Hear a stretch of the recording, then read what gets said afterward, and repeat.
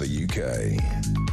On DAB+, on your smart speaker, on your smart TV, and on your side.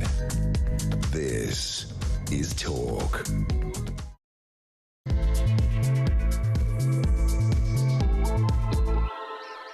A very, very good morning to you. This is Talk. We are the home of common sense. Really appreciate you joining me. I'm Julia Hartley-Brewer. And whether you're listening on DAB+ radio, on your smart speaker, watching on YouTube, or your connected device, thank you so much for your company. Lots, as we were just saying with Mark, lots to talk about today. Going to be talking about the Home Secretary, Shabana Mahmood, and her decision to ban this weekend's Al-Quds march. It's an annual march that is set up by the Iranian regime, for God's sake, and it's in support of the Iranian regime. They consider Ayatollah Khamenei to be a martyr. Yeah, really. So we're going to be talking about that. Keir Starmer managing to dodge a grilling over the Mandelson files, which are going to be dumped in their first batch after PMQs, very, very conveniently. And also, finally, HMS Dragon, I mean, at long last, setting sail to Cyprus. But will the war in the Middle East be over by the time it actually gets there? Oh, and it's officially been 1 year now since bin workers in Birmingham launched an all-out strike. The poor folk of Birmingham are still putting up with that. That is all coming up. If you miss anything on the show, you can go to my YouTube page. Guess what it's called? Genius, this. The Julia Hartley-Brewer Show. Do have a look at that and hit subscribe. You never have to miss a thing, and I can stop nagging you about it. So much to talk about, including, by the way, it's not just Caribbean nations, it's now African nations who have launched their bid to get reparations for slavery. It never ends. It never ends, people. I'm going to talk about jury trials, the latest attempt by the government to bring in ID cards. You name it, it's on the show, and I want to hear from you about all of the big topics we are talking about. In particular, I would specifically like to hear about this decision by the Home Secretary, because it's a request from the Met Police to the Home Secretary. She's the only one with the power to do this, to ban this Al-Quds march in support of the Iranian regime. It's planned for this Sunday. It's an annual march. Basically, they say you can go ahead, but it'll have to be static outside the Home Office, wherever, but it can't be marching through London because they're concerned there's going to be disruption, there will be counter-protests, and there could be basically violent disruption on our streets. If only they thought about that with the pro-Pally marches over the last few years, eh? I want to know your reaction. Do you support this or not? Are you concerned? I know a lot of people who won't like the march, don't agree with what the marchers will want, but say, you know what? The freedom to protest, freedom of speech matters more than any individual event. I'd love to hear your thoughts. Give us a call. 0344 499 1000 is the number to get in touch. Text the word talk and your message to 87222. You can also get in touch with us on X at TalkTV. Calls are charged to the national rate and text cost one standard network rate message. Delighted to say joining me today is former Conservative Government Advisor Claire Pearsall. A very good morning to you. Good morning. I'm also delighted that you're here, not only because you used to work at the Home Office, you can talk about this ban, but also of all my regular guests in the studio with me, you'll be the only one who's going to know exactly what a Type 45 destroyer is, because you come from a military family. The rest of them, just bluffing. I know, and I love these things. It's sort of Nerd's Corner, and I find them fascinating, these ships. First thing she said to me this morning, she goes, oh, obviously. I'm like, really? OK, tell me all about it. We will get to that. Yeah. We will get to that. Let's talk first of all about this march. Just to clarify, I mean, the Al-Quds march, I don't think it's something that most of us were aware of, because most of us have got these people who march at the weekends all the time, or even these regular ones. I mean, most people are just going about their daily lives. You know, they go, heading to the shopping centre or spending some time with family, you know, doing the laundry on a weekend. But there are lots of people who love a good march. Yeah. Now, this is a march that was set up quite some years ago. Basically, Al-Quds Day, set up by the now dead Supreme Leader Ayatollah Khamenei, and this was set up basically. And Al-Quds basically means Jerusalem, and it's supposedly pro-Palestinian, but it's basically anti-Israeli, anti-Jew. That's what it actually is. Let's call it what it is. And it's organised by the Islamic Human Rights Commission, very supportive of the Iranian regime. They have said quite clearly they believe that Khamenei to be a martyr. He's a rare role model, they said. They've previously called for marchers for Israel to be wiped off the map, and carried the flags of the Hezbollah terror group. I mean, I'm thinking they're pretty good grounds for this one. Was it the right decision by the Home Secretary to ban this march on Sunday? I think it is. The Met Police cannot confidently say that they would be able to keep everybody safe and there would be no disruption. So I think in this case it's right to do so. Also, the feelings of the nation towards our armed service, our armed forces, isn't it a massive disrespect to them to allow people claiming that the Iranian regime is wonderful and the dude is a martyr? Well, what about all the people that he's killed? What about the Iranian women that he's killed? Are we not looking at that? But again, that's people could make their argument. I mean, I would say the very, very simple argument. You can't have people on the streets of Britain marching and causing disruption when they're marching for the regime which has attacked a military base in Cyprus. We're having to send out warships. We're mobilising. We're helping. Vaguely sort of making cups of tea for the Americans, and while they're doing this. Yeah. But I mean, that's kind of our contribution, isn't it? I'm pretty sure. Again, correct me if I'm wrong, there are many historians who'll be listening and watching right now, but I'm pretty sure we didn't have pro-Hitler marches during the Second World War on the streets of London. No. I mean, I'm sorry, we are at war with this regime, whether we like it or not. Yeah. The terror networks that they've sent to this country, the 20 foiled attacks we know about, the ones that are currently being prepared, the terror cells right now, it was probably in existence, the attacks on our allies. Why would we have an organisation blatantly supporting that country, that regime, marching on our streets? I mean, this is like national suicide. Yeah, it absolutely is. But it also begs the question why the government hasn't proscribed the IRGC, because that has been on the cards for such a long time. We all know they're not some nice fluffy organisation. And this isn't about, this 650,000 strong. They're the people who are massacring young men and women on the streets of Iran if they protest. I have to say, the Iranian regime, very, very clear in their messaging. We've got our fingers on the triggers, and anyone out in the street protesting against the Iranian regime will be shot dead. I mean, they're very clear in terms of their messaging, shall we say. I mean, Keir Starmer could learn a lot about clarity of messaging. Let me be really clear, he says. Way. They are very clear. No, but I mean, it is true. There is always the issue of freedom of speech, though. And again, I'm a member of the Free Speech Union. We often have representatives of that organisation on the show, and I know, and we're going to be talking to Brendan O'Neill from Back to Line, and he's a free speech absolutist. I'd be interested to know where he stands on this, because a lot of people say even if you absolutely don't like it, it's like the ACLU in America allowing the Ku Klux Klan to parade through a largely Jewish area in America, and they stood for that. And they went, no. The freedom of speech, the freedom of protest, that's what matters. But I suppose you have to draw the line somewhere. We do, with libel laws and threats and harassment. But is this the right line to draw? I think it is, because yes, freedom of speech is sacrosanct, and I do believe that. However, when you've got a march, you're not going to march somewhere, give your message, and then all disperse nicely after half an hour. These things tend to take on a life of their own. There are going to be probably many other laws broken in the meantime. We don't know. That's just speculation. But it attracts an awful lot of people who aren't there just to pass that message on. So I think at the moment, our right to be lawfully looked after by the police takes precedent over somebody's freedom of speech. But again, it's the first time since the EDL were banned in 2012 that this has actually happened. I mean, I'm particularly fascinated. I don't understand why this can be banned, but I don't understand why the hate marches, anti-Israeli hate marches, they pretend they're pro-Palestinian. Those pro-Palestinian marches, the first one was organised while women were still being gang raped. At the Nova Music Festival on October the 7th. So, you know what? You're not pro-Palestinianism. And also, anyone who genuinely, really, really desperately cares about the children of Gaza, as they proclaim to do, once you see other people there with, Stars of David with the swastika on and things like that, wouldn't you then go, oh, this isn't for me, this isn't an organisation, this isn't something I want to be a part of? But no, people carried on going to those marches and still do. And that tells you something. I'm just thinking, who are the people in this country? If you live in this country, what you're doing going to a pro-Iranian regime march? Because if you're British, I suppose there's not much we can do about it. If you're not British, I want you on the first plane out of here at Heathrow. I really do.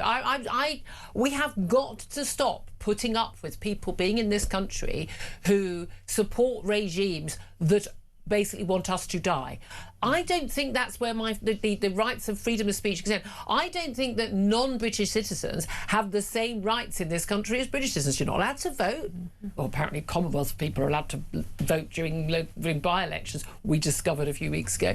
But I just don't think that, you know, I'm with Trump on a lot of this. I don't want to go through everyone's social media and things like that. But fundamentally, I don't think we should be having people living in this country, marching in this country, trying to influence politics in this country, who are not British citizens, who hate this country and who support a regime that wishes us dead.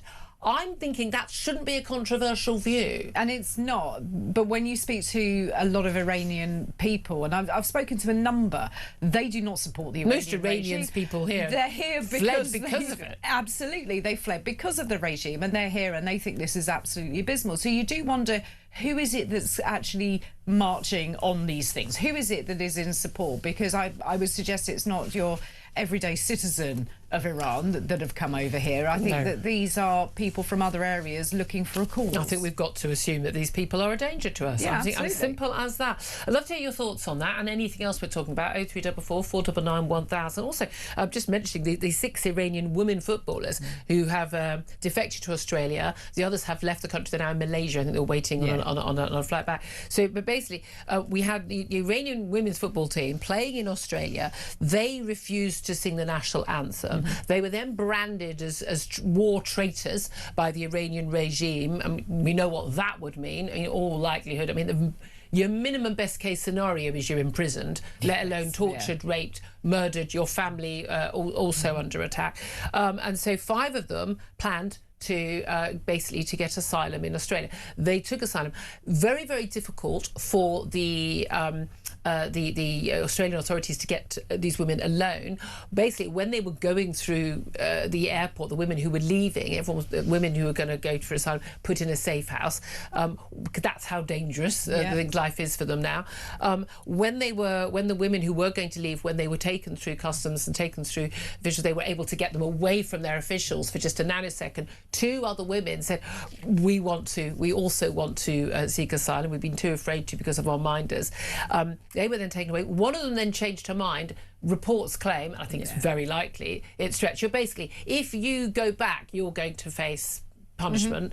If you stay and seek asylum, your family is going to face punishment. So presumably threats were made, and one of the women changed her mind. But when she did that, she had the identification of the safe house. So the women who are staying, the 6 who are staying, then had to be moved to another safe house, which tells you, I mean, again, just how bad things are.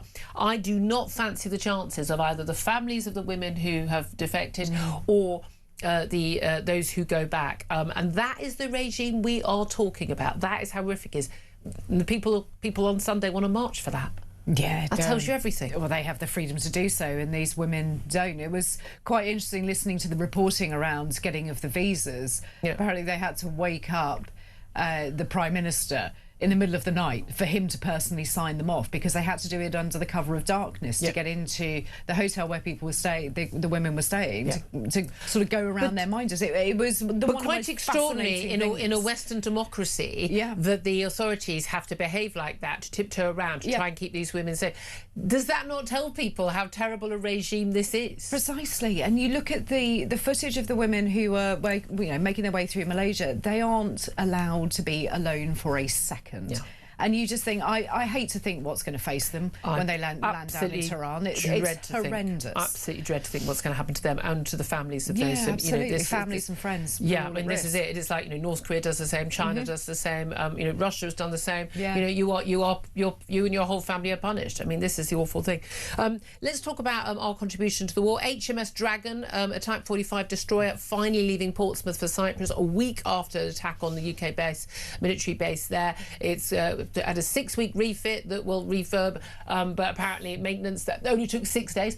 Don't see why they can't do that all the time. And it's going to take a week to get there. The base is being protected by French vessels. You're the only guest I'll have in the studio who knows what a Type 45 destroyer is. What is it and how important is it? They are extremely important. Now, they're quite sort of stealthy machines. The way they're built, everything is on a slope to make them much more stealthy and much more streamlined and less likely to come under attack from that respect. But they've got... How does that make a difference? Well, you need absolutely everything you can. If you're in a battle situation, the last thing you want is somebody trying to get on board your ship, so you want to make it as difficult as possible. Oh, I see, the angles of it, right. So you can't just, a pirate can't come up alongside you and get on. But what they carry are the Sea Viper missiles.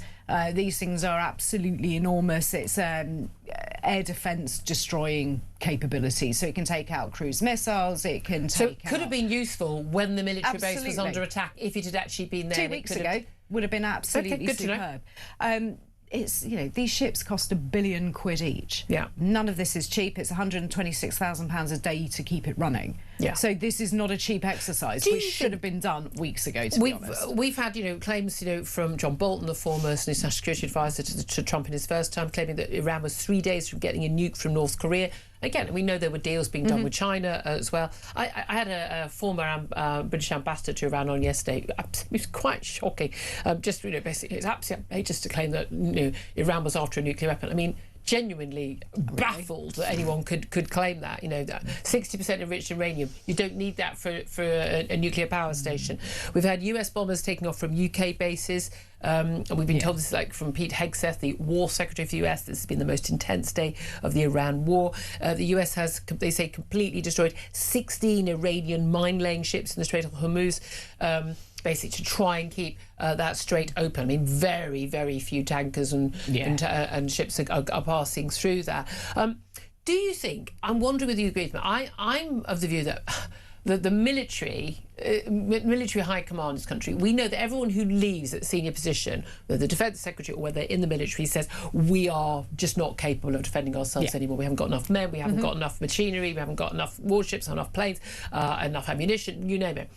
Do you think there's an element where, when every other country was completely aware there was this build-up of forces, I mean, it was in the media, you could have read on the front page of the newspapers, America is amassing a massive fleet of ships and aircraft carriers in the Middle East, that something was afoot, that the decision to remove pretty much all of our vessels from that area was a conscious decision. It wasn't just we didn't realise, weren't paying attention. There was an element where they knew we've got the Americans to defend us, etc., but wanting to expose just how battle unready this country is. Do you think that's a possibility?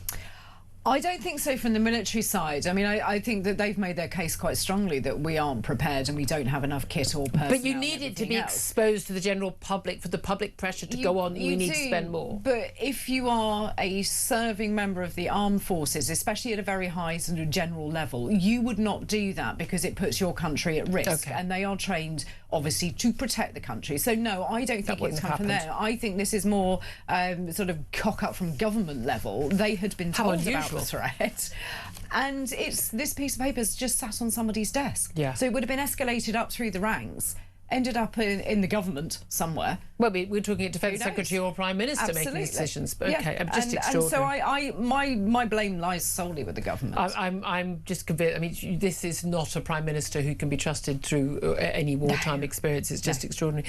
Let's also talk about the damage to what's going on at home and to our democracy at home, and that is that fundamental right to a jury trial for anything, any serious crime. David Lammy, the Justice Secretary, moving that reform. We had MPs in the House of Commons yesterday, their second reading. This is before it goes to the committee stage, when basically all the analysis is done, bills are ripped apart, and despite having a 400 plus number of MPs, we only saw 301 MPs voting for this. So we know we had 10 Labour MPs voting against. We had round 100, there'll be a few who were ill or been given the day off or whatever, but best part of 90 plus basically abstained on this bill. And we're going to be talking to Carl Turner a little bit later, the Labour MP who's really pushed for this. Basically, they're going to tear this bill apart in the committee stage, but the big concern there is about removing the right to a jury trial as part of these criminal justice reforms for anything that has a more below a 3-year prison sentence. I mean, thought that you could be sent to jail for for 2 years and 11 months and no jury gets to decide your case. And what was extraordinary was the number of women Labour MPs who were talking about how this is an issue for women and girls, rape trials, sexual assault trials not taking place for years at a time. Very interesting to hear Labour MP Charlotte Nichols, who says that she was raped herself since becoming an MP. Yeah. And so it was absolutely harrowing, went through PTSD. But she said that, she basically said, you know, don't use the experience of women like me as a justification for taking away the right of jury trials. It was a very powerful message. I was listening to it yesterday, and I listened to her speech, and I, you know, in awe of her being able to do that. She waived her anonymity, she stood up, she gave those details. I don't think that anybody thinks that this is a good idea. I would find it very difficult to look at Labour MPs and say, do you really think that you can strip away the rights of citizens in this country with just that vote and think it's okay? Even if stripping away that right would massively tackle the backlog of 80,000 cases. But what other rights are they going to take away? No, but that's my thing. But even if it did massively, you know, you could say for a temporary period, to speed up the getting rid of the backlog, we're going to do that. That would at least be a practical justification. I still wouldn't agree with it and would fight against it. But they're not even saying that. No one actually thinks this is going to. Well, the maximum anyone's claimed is a 3% cut. It's actually realistically more like 1% cut in terms of the backlog. That's not the problem. Juries ain't the problem. No, you still have to have a trial. You still. I mean, maybe that more people will apparently say, well, I'm not going to go to trial at all. I'll just plead guilty because they think they're going to persuade a jury. But again, on cases of rape, I'm fascinated by this. People always say, oh, it's only 3% of rape cases actually end up with a full, you know, someone being actually sentenced and found guilty. But well, that's virtually the same as shoplifting and burglary, so it's no different. And once a case actually gets taken to court, when there's actually realistic evidence that someone, I'm sorry, he said, she said, is not enough to get beyond reasonable doubt. So the CPS doesn't bring those cases, understandably. But 60% of men who are accused of rape, when it goes to trial in a Crown Court, are found guilty. They are, but where are the rape courts that Labour promised in their manifesto that they would bring forward? They didn't say in their manifesto they'd get rid of jury trials. So they've got this all the wrong way round entirely. It's just extraordinary, isn't it? And they don't really care about the rights of women. Just finally, must talk about these Mandelson files. They're coming out after PMQs today. PMQs is supposed to finish at 12:30. It rarely does. Yeah. It usually goes on to about 12:35, 12:40. At that point, we're going to have those documents released. But not all of them, just as the first tranche of documents about Peter Mandelson's appointment as ambassador to the United States, and we're going to see the 2-page sort of, you know, security vetting of him, which is just laughable. I mean, it's just basically cuttings from the Financial Times, as far as I can tell, stuff that was in the public domain that the Prime Minister should have known. It's not crucially going to include the questions that Peter Mandelson was asked by the Prime Minister. He claims he asked him, I think, 3 questions. The Prime Minister has said on record in the House of Commons that he was lied to by Peter Mandelson. Peter Mandelson, of course, is under police investigation currently over criminal wrongdoing that he denies having committed, but in relation to his roles in office as business secretary. But it's so extraordinary bringing this out at the end of PMQs deliberately, so he can't be asked about it, and he can't be asked about it basically for another week. I mean, that's just such classic slippery Keir Starmer tactic, and it's not going to go down well with the public. No, it's not. And you can see that the information that's going to get released to us is going to be heavily redacted. There's a lot of it that's going to be missing. The Intelligence Select Committee people have gone through it anyway, so they would have said, take that out, take that out. So there'll be more questions raised than anything else. And I think all the Prime Minister has done is push the ability to question him back a week, and people's anger will increase and the questions will also increase, and he's going to have a worse time. Yeah, I mean, and again, he knew everything that was the reason why you shouldn't appoint Peter Mandelson. All that was known publicly, not even privately, publicly, before the appointment was made. Love to hear your thoughts on that as well. Dodging yet more scrutiny, the Prime Minister, by releasing these documents after PMQs.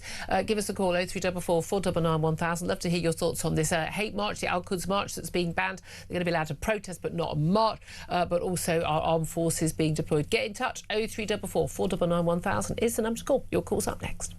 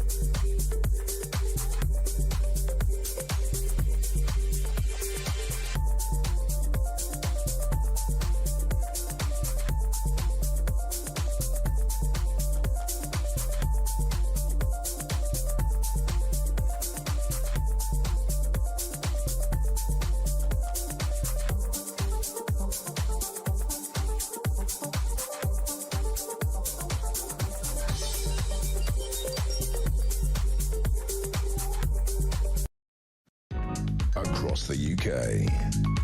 On DAB+, on your smart speaker, on your smart TV, and on your side. This is Talk. Good morning, welcome back to the show. 10:29 is the time. Let's get straight to your calls. 0344 499 1000 is the number to get in touch. Stuart is in Wigan. Stuart, you want to talk about the Al-Quds hate march, don't you? Yeah, it's about time that these traitors, I won't answer that, you know what I mean, the people that are leading this country, the traitors, they've never met a terrorist they don't like. I mean, this is true. It is true. But, I mean, at the end of the day, it's about time one of them at least turn round. They still be hated now at Labour Party. But why on earth should we be putting up with this in this country? Yeah. What about people who say this is about freedom of speech, though, Stuart? I'm not interested. If you want that sort of freedom of speech in this country, because if I walk down the street and call for death to somebody, or say I'm going to murder somebody, I'm in Nick. Simple as. Yeah. They're not. I am sick to death of these Muslim... And I know what you're going to say, because they're not all the same. Well, exactly. And moderate ones, but until them moderate ones start speaking out against them, you can't do anything else, because you can't pick out which one moderate ones. Look, I think that is a fair point. I really, really think we're going to have. We talked about on the show yesterday. These community leaders, in inverted commas, who are all self-appointed. We need to start having some of the, the majority moderate Muslim community leaders saying, "Look, not in our name." That's what they should be saying. Well, the people themselves should be as well, because if you want to live in my country, and it is my country, It's not theirs. It's my country. If you're an immigrant and you've come into this country, you are a guest. You're living in my country. You live by my rules, the rules I have to live by. You get off your backside, you go to work. You don't throw out 17 kids and expect us to pay for them. You get off your backside and you pay for your own kids. If you can't afford it, tough. Yeah, I couldn't agree with you more. I couldn't agree with you more. It's the same as like someone comes into your home. My home, my rules. And yeah, absolutely. And I think we should absolutely be much more forceful about that. But you know what, like the hand-wringing, blob of, the lanyard-wearing class alike. Stuart, thank you very much. A lot of people will be applauding you for that. John is in Dorset. John, you want to talk about our HMS Dragon finally making its way to Cyprus? Yeah, in 1982, Julia, I was still serving. I'm a army veteran. By the 2nd of April, the Argentinians invaded. By the 5th of April, Hermes, Coventry, Sheffield, and escorting frigates and support ships were on their way, joined on April the 6th by Illustrious. Now, the fact remains is, this was a government that recognised the problem and acted. This government simply incapable. And when I watched Healy in Parliament trying to face questions, his body language gave everything away. Isn't it he ignored the questions, he shuffled his papers and pretended studiously not to hear. Now, I belong to a regimental association with many expats around the globe and some in the Middle East. Nobody believes about this pre-location of equipment. Yeah. I mean, we are, as a regimental association, sort of linked. And, if somebody sees something going on, it becomes circulated reasonably quickly. Yeah. Nobody has seen any advance notice of this pre-location. Yeah. The army the forces are not going to actually advertise when they're pre-locating equipment for operational security. But the fact remains, nobody believes them, and we think that they were just they were caught on the hop. Was a decent man. I don't understand how they were all caught on the hop when the stuff was in the public domain. It wasn't like top secret from us as you as a veteran, me as an armchair general. We could see it on the front page of the papers that the Americans were moving their battleships to the Middle East. There was clearly a likelihood of something happening. Even at that point, you go, oh, we better get our ship refurb done and get it back to base. I think that's exactly right, and dare I suggest it, I think the level of trust of the UK as an ally is so far down that even if they knew, they weren't going to give us the full detail. I couldn't agree with you more. I think absolutely. John, thank you for that. I really appreciate those calls. 10:34 is the time. Up next, we're going to be talking to Brendan O'Neill from Spiked Online about, all things at home and abroad. This is Talk.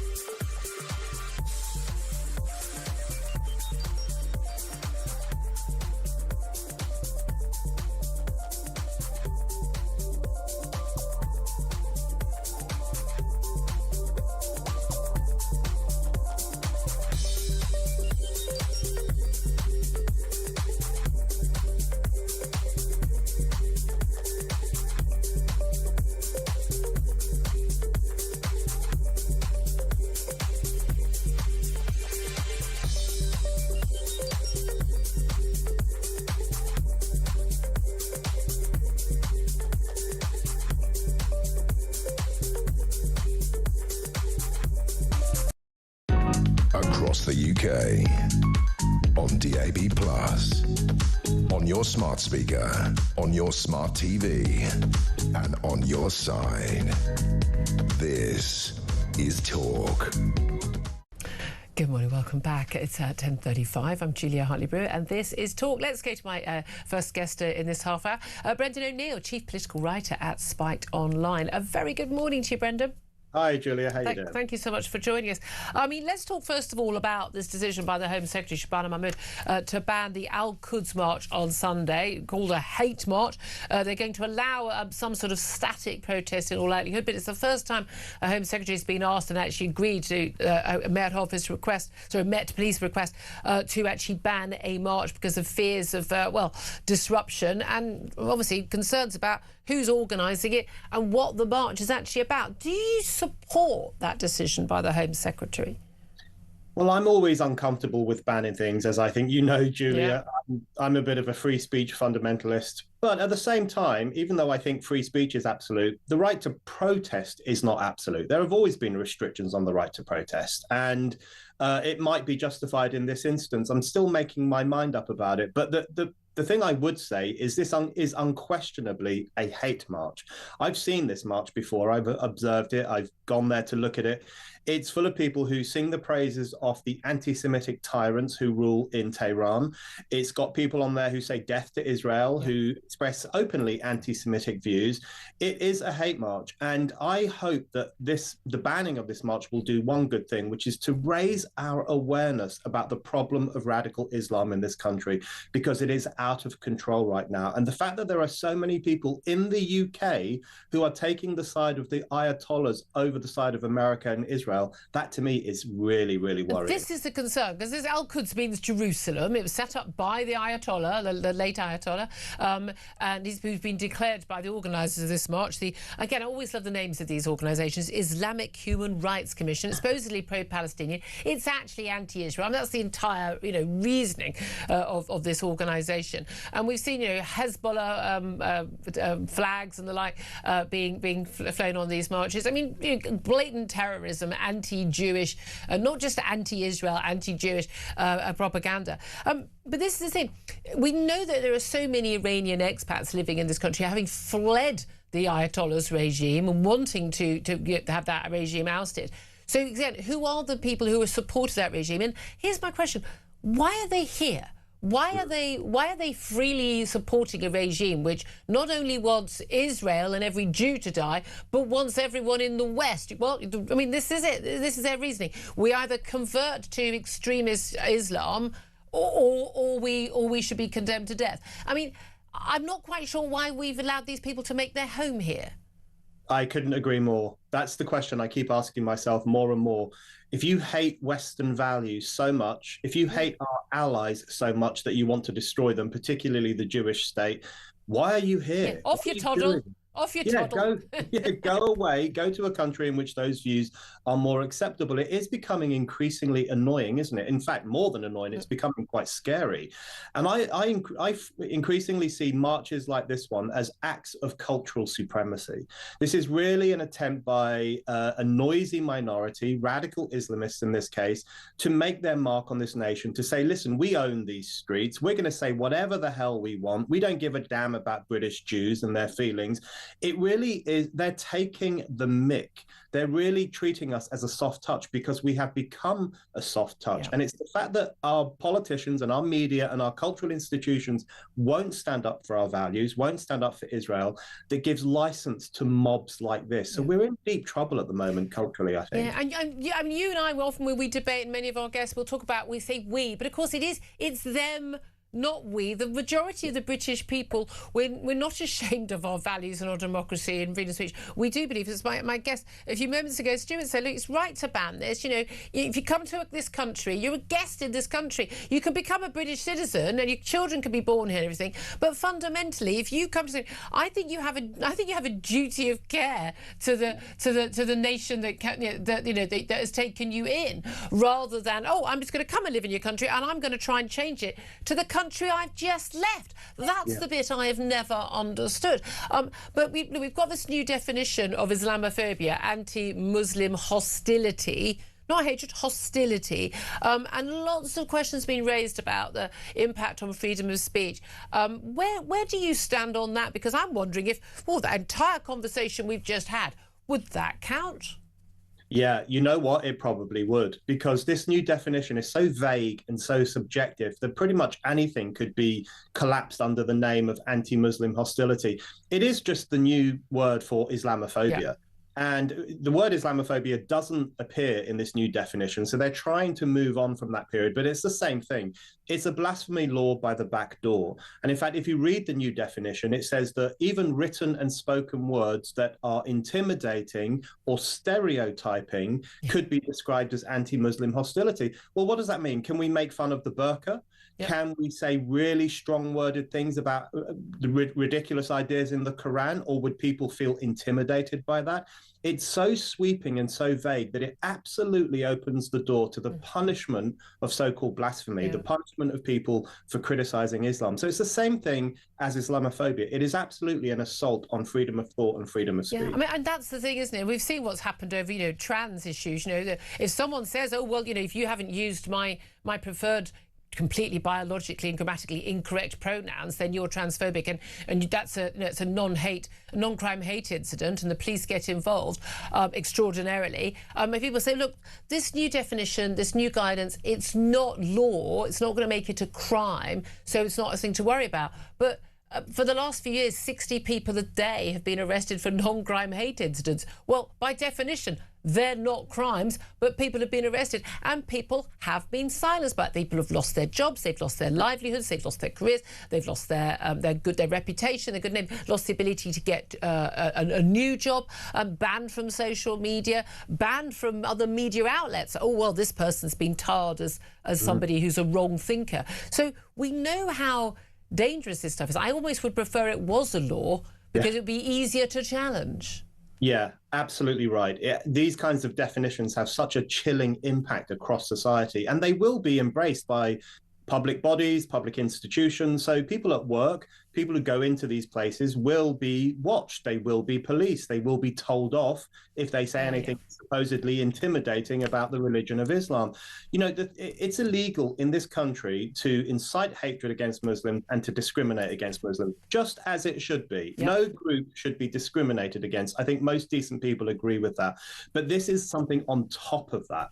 This is a definition which essentially says there are some things you really shouldn't say about Muslims and their beliefs. I'm sorry, no religion should be ring-fenced from the critical thinking of ordinary people. That's censorship, and it's got to stop. Absolutely. I must ask you about something else also, which is this guidance issued to teachers by Labour councils in Northern England. It actually includes Kirklees, their councillor that covers Batley Grammar School, bearing in mind the religious studies teacher from there, still 5 years on now in hiding under a new identity with his wife and children, after apparently committing a blasphemous act of simply showing a cartoon, the Prophet Muhammad, to have a conversation about that. But this is guidance issued to teachers, warning that images made by pupils in art lessons may be seen as idolatrous under Sharia, and advising them about religious sensitivities, warning that music and dance classes could be contrary to the teachings of Islam, and adds that diversity in the classroom can be a great source of strength, but the schools will want to be flexible in catering for religious difference. I mean, it's a document first issued in 2022. Other councils have used similar guidance. It's been reissued. This is basically saying to schools, like, there might be some kids whose parents follow a religion where they might be offended by some of the things that are normally done in British schools. So maybe don't do them. I think you're not bother saying it unless you're going to say maybe don't do them. So what? Kids can't draw a picture of the human form. They can't dance. Boys and girls can't do a gym class together because someone's parents might not like it because of the religion. I mean, again, my response to that is, he throws that way, off your toddle. The only thing to say to people who might be offended by something a kid draws in an art class is tough luck. Absolutely. That is the price you pay for living in a free society. You might sometimes have your incredibly wimpish sensitivities offended by an image or a word. Tough luck, buckle up. I mean, I go further than that. I'm not sure I want people who hold those views to be living here. A lot of them, by the way, giving indefinite leave to remain, even given British citizenship. I think if you hold those views, I think that is incompatible with British values. if you reach a stage where you are telling children, be careful what you draw because you might offend a religious adult, a follower of Islam, then that is really out of order. I agree with you, but for the time being, while some of these kinds of minded people are here, we should say to them, listen, you have no power or authority whatsoever over what gets taught in our schools, whether it's a teacher showing an image of Muhammad, a kid drawing something that's supposedly blasphemous, or a child scuffing a page of the Quran. Do you remember that case from a couple of years ago?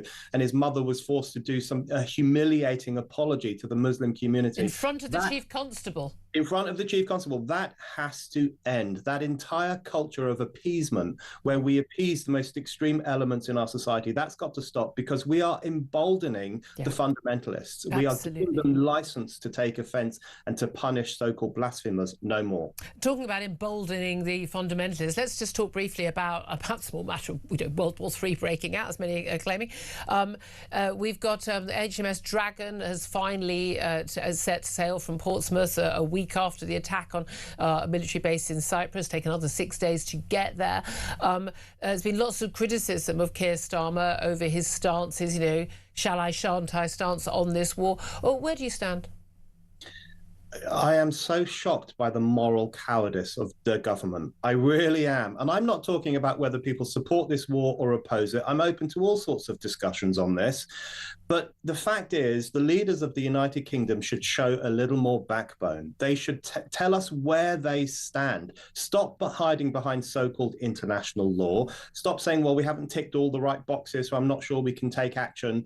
Tell us where you stand. What do you think about the Islamic Republic? Do you support the Jewish state, or do you support the Islamic Republic?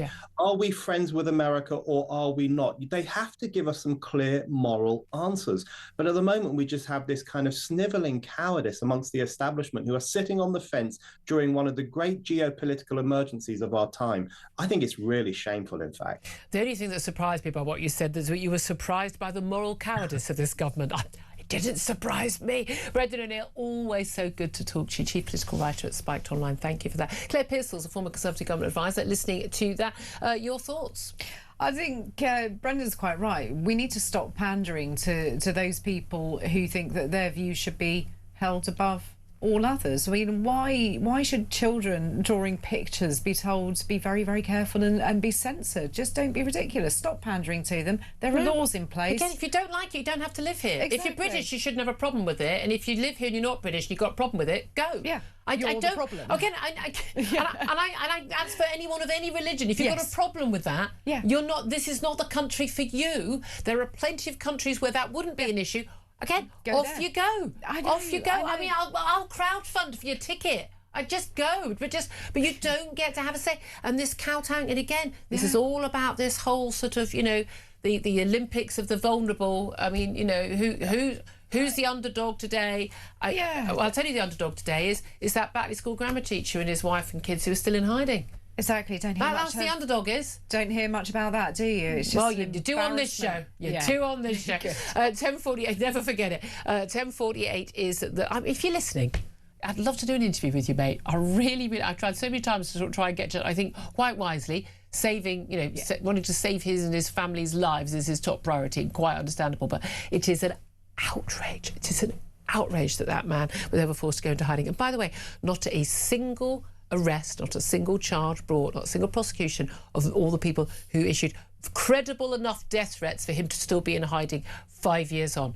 What does that tell you? What does that, whose side of the police on? Why on earth were those people not arrested? Don't tell me. If it's credible, that means you had an idea who it came from. And if you've not actually acted on that, and the police, frankly, you should all hang your heads in shame. Going to take a quick break. We're going to be talking about, I know it's not life or death stuff, but you know what? Having your bins collected is quite a big part of normal civilised life in the Western world anyway. We're going to be talking to a councillor in Birmingham where we are celebrating, marking, commemorating the first anniversary, good God, there's a second one, of the bin strike that's been ongoing for a whole year now. That's up next. This is Talk.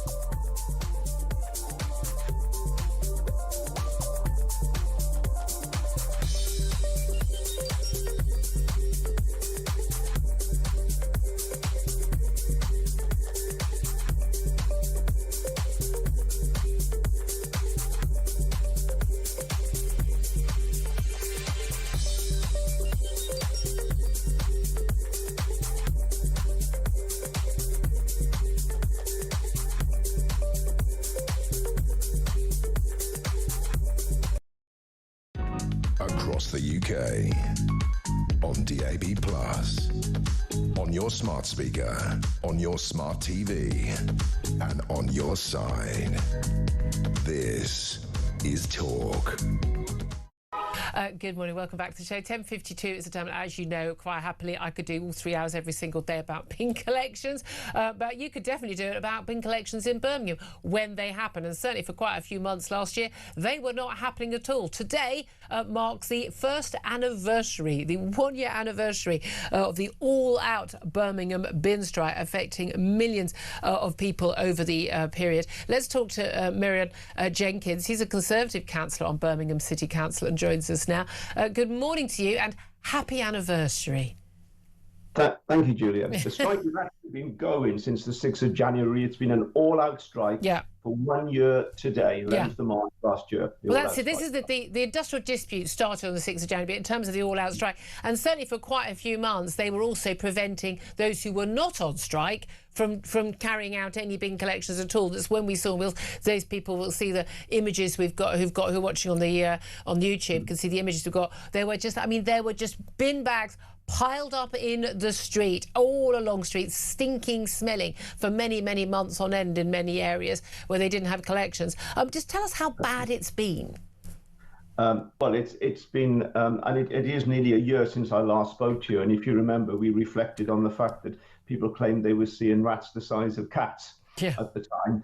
Well, the rats have continued to prosper, I'm afraid, over the last 12 months. It's been an abject failure of leadership by the Labour administration. The leader of the council, and you know, the clue is in the name, leader, has not met with the unions ever. Which is extraordinary. I know, it's remarkable, and all the negotiations has been done by his officers, and of course the problem is that they are conflicted because about half the cabinet in Birmingham are members of the Unite Union, and it is the Unite Union that we are in dispute with. So consequently, they find it very hard to negotiate with them. And so a year into the bin strike, we have a leader of the council who has never met and shown really no leadership at all in this matter. Well, I mean, the thing is, it's all rather complicated. It all comes down to this £1 billion payout from Birmingham City Council, other councils having to do it as well, but Birmingham particularly difficult financial dire straits, where there was this ruling about, and I've always thought this was absurd, about people doing work of equal value, but in the same pay grade, well, the same graded work, but the jobs that were largely done by women, dinner ladies and the like, were being paid less than the jobs that were largely done by men, like the bin men. I mean, the clue's in the name of how we use that terminology. Quite why someone thinks that making lunches for kids in a kitchen during daytime hours is the same as getting up in the middle of the night in the pouring rain and the snow and handling rubbish and doing physical work is the same, I think is utterly ridiculous, but there we are. And there was this view that women had been underpaid, and they basically looked at the bands of the payment for the various different grades of bin workers, and discovered that they decided to get rid of one, which meant, I think, a very small number, I think under 100 or certainly under 200 men were going to lose out on like $7 or $8 grand a year, a sizable sum, but this has meant the whole of Birmingham missing out on their bin collections. It's just absurd. No, it goes back to, as you rightly say, it's the Equality Act 2010. It's a crazy piece of legislation, but nevertheless, it is the law, so the council should follow it. Back in 2017, and bearing in mind this is the third strike in 10 years, they solved the second strike by implementing a series of measures that in 2017 we said, if you do this, it will cause another equal pay claim. And sure enough, here we are. And of course, the consequence is that having promoted the bin workers, they then had to demote them to stop the equal pay claims escalating. And what they should have done is back in 2017, for 7 years, they've been reviewing the operating model, and they have to put in place a job evaluation scheme, which is a defence to claims under the Equality Act. They failed to do it. They are years and years late. And even on the little bit that they've done, not only do they have to demote the grade 3 workers, they've now discovered they have to demote the drivers who are on grade 4. But I mean, it's all just completely sort of madness to most people. I say, I don't think it's the fault of the Equality Act. It's the fault of ridiculous tribunal decision that equal pay to be people of equal value work, and people deciding that being a dinner lady and a binman is equal value work is utterly ridiculous. I mean, it's just a nonsense decision. But at the end of the day, it is taxpayers in Birmingham who are paying for all this, their council tax, which has gone up massively, but also not getting the bin collections. And when they have actually had those extra bin collections, they've had to pay more for those as well. Oh, well, exactly. I mean, it's now become a way of life for many of us. You know, every 2 weeks we book a trip down to the tip, load up the car and take our stuff down there. And after a year, it does become a way of life. In a first world country. Indeed. And I mean, we have the agency workers. There's about 275 employed bin staff and about 200 agency workers. The agency workers, for the large part, are still working. So some part of the bins are being collected, but large parts are not. And what's really important here, we've got an election coming up in May, and hopefully, the electors will have their chance to pass judgment on this. But one of the things that we're going to do is to retain weekly bin collections. Yeah. Because the plan by Labour is to bring fortnightly bin collections, and we've seen the rate at which rubbish builds up in this city if it's not collected regularly. Don't get me started on weekly bin collections. There we are. Well, we shall see what people get to say. But again, it is just extraordinary that a first world country, people are having to deal with this. And you go to some places where you see rubbish lining the streets, and you can just see how vital this is. I've always said, if they banned bin collectors during lockdown, that lockdown would have been over in 3 weeks because people wouldn't have put up with it. But the people, good folk of Birmingham, have had to put up with this absolute madness for all this time. Miriam Jenkins, Conservative councillor at Birmingham City Council. Claire Pissell is still with me. It is extraordinary. This has gone on so long. Yeah. I mean, to a certain extent, the worst of it was over after a few months because they managed to bring in these people. They managed to stop them stopping the contractors working. Yeah. But this is such a basic fundamental part of living in a decent place and basic hygiene as well. Well, it is, and this is what you pay your council tax for. What else? You want really? Your bins collected. I mean, don't you pay for the rainbow painted zebra crossings? That's what I pay my council tax for. Is it? No? No. Is that not? Is it just me? Straight. I love that. See you dancing across the rainbow there. Love those things. Crossing. But it's a really basic thing, isn't it, to have your bins collected? I would say it's literally the only thing I need for my local council. And that's what people say. Whenever it comes up to local council elections, people just say, yeah, I want my bins collected a bit more frequently. I bet you anything Labour get elected again.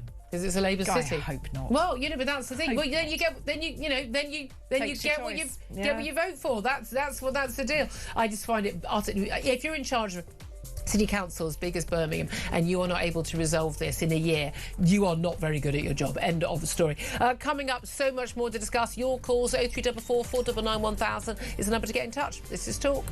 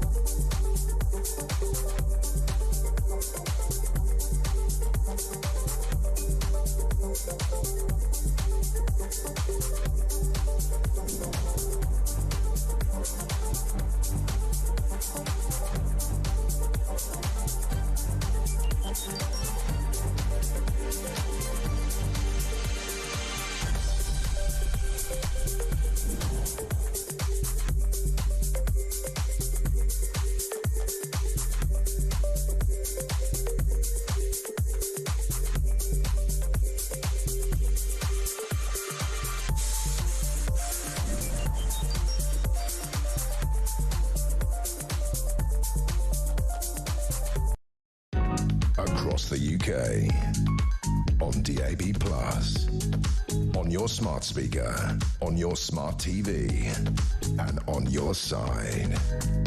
This is Talk.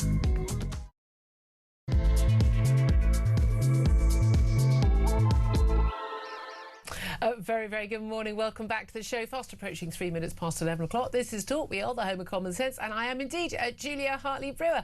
Whether you're listening on DAB+ radio or on your smart speaker, watching on YouTube or your connected device, thank you very, very much indeed for joining us. We do have an awful lot to talk about coming up in this hour. I'm going to be talking about that Al-Quds hate march that is being banned by the Home Secretary. Is that the right decision or not?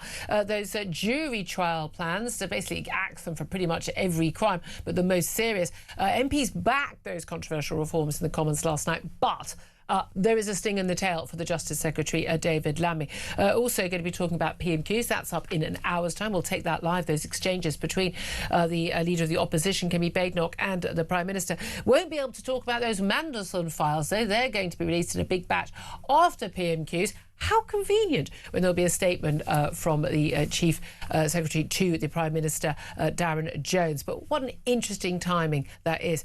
Plus, we're also going to be talking more, I mean, it's all week, talking about that new Islamophobia, anti-Muslim hostility definition and how that is basically going to affect our ability to just talk freely and express genuine concerns about genuine issues. All that coming up, lots and lots of top guests, and they include, I have to say, Claire Pearsall, former Conservative Government advisor, joins me. I do have a habit of saying lots of top guests and and my guest in the studio. But Claire, great to have you here. Also, as I pointed out earlier, great to have a guest in the studio. Unusual from my guest. Lots of chaps who does actually understand what a Type 45 destroyer is. So there you are, former military family. Yes. I know you and I both really want to talk about bins for the next we do. 2 hours. Yes. We love the story about bins. Let's talk about this pro-hate march being banned. Actually, that's my question to you this morning as well. As you know, you can call about anything you want. You want to all call it about bins, you know I'm going to take those calls after this is the first anniversary of the Birmingham bin strike. But I'd love to hear your thoughts on anything that's going on in the world, anything we've still been talking about, but in particular, Shabana Mahmood, the Home Secretary, banning this weekend's Al-Quds march. It's on Sunday. It's basically, I mean, it doesn't even pretend not to be fully in support of the Iranian regime. At the time when the Iranian regime has attacked a British military base, we've had to send out a destroyer to try and protect it. I mean, it won't protect it, it'll arrive too late, but that's not the point. Why on earth would we allow that march to go ahead? Well, amazingly, the first time since 2012, Met Police have made a request to the Home Secretary. The Home Secretary is the only person with that power, has banned that march from going ahead. They'll be allowed to gather. There'll be a protest, we think, at the Home Office, but it won't actually be allowed to be a protest march through the streets. But is that the right decision? Do you support that? Why has it been allowed to happen in the first place previously? It's an annual march. Basically supporting the Iranian regime. Give us a call, let us know your thoughts. 0344 499 1000. Text the word talk and your message to 87222. Get in touch with us on X at Talk TV. Calls to charge at the national rate. Text altogether now cost one standard network rate message. Claire, you didn't join in. Right decision to ban that march? Yes, I think it is. I'm never normally in favour of banning things like this because I think we have the freedom to protest in this country and that is to be welcomed. However, when you are looking at a murderous regime and people are dying and we are sending our armed forces out there, no. It's a bit weird to allow people in this country to be protesting for the people that we are basically fighting against. I mean, But we were talking to Brendan O'Neill a little bit earlier about this as well. The thing I don't understand is how has this been allowed to carry on anyway? And who are these people? Because, as you were saying earlier, an awful lot of the Iranian expats who are living in Britain, they've come to flee the Ayatollah's regime, the late Ayatollah Khamenei, may he rest in hell, with his many virgins. I mean, really. But they came to flee, and they'd be the ones who've been on the streets cheering. And some lovely scenes in North London, where in Jewish areas, where you've seen Iranians celebrating with Jews, about the attacks on the Iranian regime and the death of the Ayatollah. But why has this been going ahead? And why, if the Home Secretary can ban this much, why have we not seen the banning by previous Home Secretaries or this Home Secretary of those pro-Palestinian hate marches, which are nothing really but anti-Jew, anti-Israel marches? I mean, that is a really good question. And wouldn't it be great if the Home Secretary would come on here and answer it? Because I would like to know that. I think this is now going to set a precedent, and there'll be an enormous amount of pressure on the Met Police regarding the Palestinian marches to say, if it's not right on one side, how on earth can the anti-Semitism that goes on in the pro-Palestine marches, why is that allowed? And they can't justify that, surely. Well, no, exactly. I mean, look, this organisation that organises this is the Islamic Human Rights Commission. I mean, you've got to love the names they come up with. I mean, big on human rights. Big on human rights, and they're openly supportive of the Iranian regime. They have called the Ayatollah Khamenei a martyr. And they say the quiet bit out loud, and we've seen previously marchers calling for Israel to be wiped off the map. I mean, that's for the death of Jews. I mean, I'm sorry, that they're an ally of ours. Also, don't claim you're pro-Palestinian and saying Israel wiped off the map. You're just anti-Jew, and also carrying the flags of the Hezbollah terror group. Now, I'm of the same view of the pro-Palestinian marches, which is that, fine, if you want to march for, babies in Gaza, fine, that's perfectly legitimate. I've got no issue with that. The fact that first march was organised on October 7th while women were still being gang raped at a music festival and children were being murdered in front of their children and people were being taken hostage, it was still happening at that moment. And they knew it was happening. They applied. The organisations applied. Most of the organisations behind that march have close links to Hamas, which is a prescribed terrorist group. Someone's carrying Hezbollah, flags at this Al-Quds march. That is a terrorist group. If anyone on your march that you are organising is doing that and you're not going to the police, sorry, can you get rid of that person? We don't want that person at our march. Go and arrest them and we will support you in that. Then your march is supporting terrorism. I believe in freedom of protest, freedom of speech. I've only gone on a few marches in my life. One was in Germany was actually an anti-fascist, I mean, genuinely Nazi rally. They really were full-on swastika tattoos on their faces level, And one was, a campaign, against anti-Semitism march, and also one was the anti-lockdown march. And those are the three. I think there's only three marches I think I've been on in my life. So, I'm pretty choosy about my marches. But it seems to me that right to protest doesn't include the right to support terrorists. I don't think this should be complicated in a free democracy. No, it really shouldn't. And if you want to get your point across, then there are ways of doing it. And if you want to hold a protest outside the Home Office, then be my guest. But disperse properly. Don't burn a Koran, though. But this is the thing, isn't it? You want people to be able to give their message. Whether you agree with it or not, you have the freedom to do so. But that's what they don't do. And then you get the hangers-on who are there to cause trouble. Except the people there to cause trouble are the people who are organising this march. But I can think that it'll probably get overtaken by other people who want to cause mischief. Is it a fact of the fact that we are actually, currently engaged in warfare with the Iranians? We're supporting the Americans. They've had jets taken off from our bases. We've sent the HMS Dragon Type 45 destroyer out of Portsmouth finally yesterday to go and protect military base in Cyprus when it eventually gets there. I mean, I know people who can canoe quicker to Cyprus, frankly, than these destroyers take. But they're doing that because the Iranian regime has bombed, has sent missiles to that airbase. So is it because it's at war? We're at war with Iran? Quite possibly, because it will bring up what that does to armed forces personnel, but also families of those who are, looking at people dying over there in Iran themselves. So the Iranian expats that are over here, they'll have family over there still. What does it do to them? And it'll just incite that hatred and violence and wind up an already very difficult situation. So no, you don't get this chance. You don't get to do that on the streets of London. Yeah. Why not actually have a proper conversation about it? Which is what they won't do. Yeah. Sorry, that appears like I'm talking like my mother here. But, have a proper grown-up conversation. You don't need to go round waving banners and shouting abuse. Yeah, it's just extraordinary, isn't it? I mean, I'm really, really pleased with this ban. And in terms of also their concern about, basically counter marches and counter protests, and say there could likely be trouble. But that same argument could have been used about the Gaza marches as well. HMS Dragon finally leaving Portsmouth. Big fanfare all over the TV screens yesterday, all over the front pages today, heading for Cyprus a week after that attack on the Tikrit air base. When this is exactly, as she's helpfully explained to us, the type of destroyer which has that air defence capability, which could have perhaps prevented that attack. But we're currently being defended by, French military vessels. I mean, that's a national humiliation. I mean, let's just, let me just wave my white flag. Why don't we? I mean, good Lord. It's not going to arrive for 6 days. I mean, it could all be over and done by then. Yeah, I mean, and likely it will be. I can't see it continuing on. Well, I hope it doesn't continue on that long. But I mean, that was one of the most embarrassing things ever to hear, is the French saying, "Don't worry, we're on our way," followed by the Germans. Yeah. So we're now being protected. Our sovereign bases are being protected by the. This is a national humiliation, isn't it? The French and the Germans. I put this to you earlier, but for those who just tuned in, my theory is that our military people know what they're doing. Yeah. My God, I hope they do. Yeah.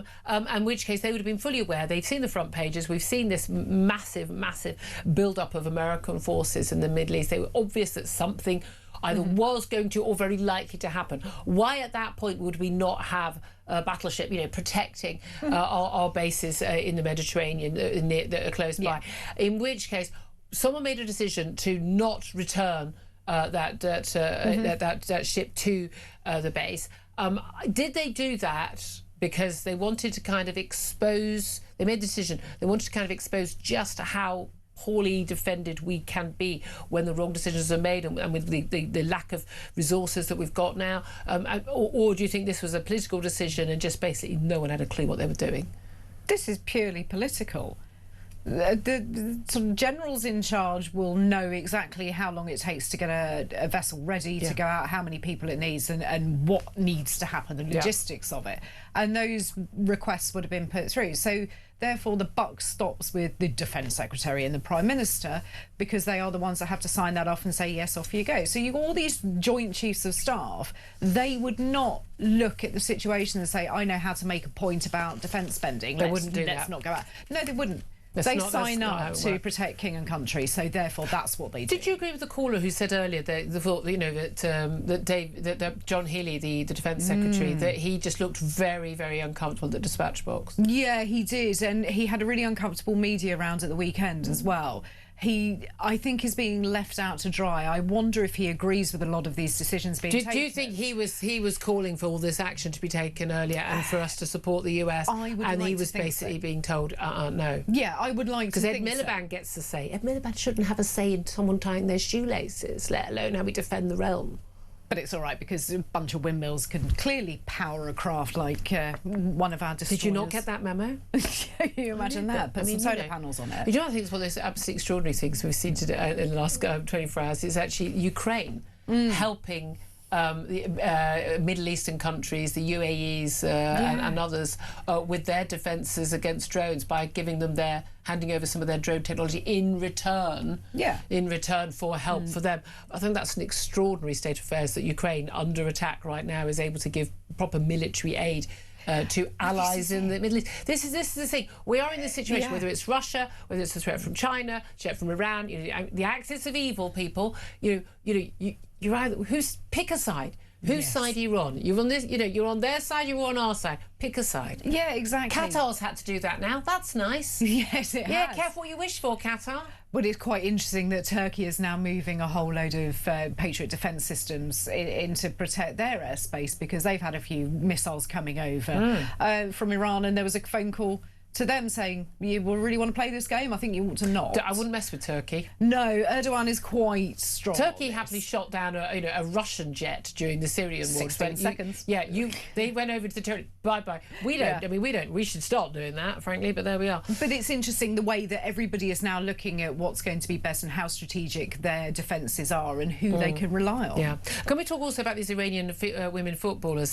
They've been in a tournament in Australia, and they basically decided, very brave. I mean, it's amazing that something like this has to be so brave to not sing the Iranian national anthem after, of course, the slaughter of probably many of their own friends protesting on the streets in January, but also with these what was going on in the war. They basically were branded war traitors by the Iranian regime, and not surprisingly, well, only thing that's surprising that not all of them decided to take the option of basically asylum in Australia. Albanese, the Australian Prime Minister, basically approved, this last-minute thing. Trying to get these women alone, apparently, was the issue, away from their minders. But 5 of the football team said they would take asylum, stay in the country. They're put in a safe house. And then when they actually finally managed to get into, these women were going through customs and going through security checks, they managed to get them alone from their minders briefly. And 2 of the other women went, we'd also like to seek asylum.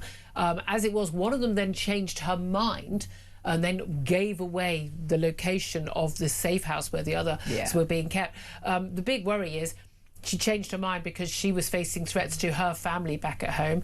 The women who have defected, who've taken asylum, their families will undoubtedly face retribution, God knows what level in Iran.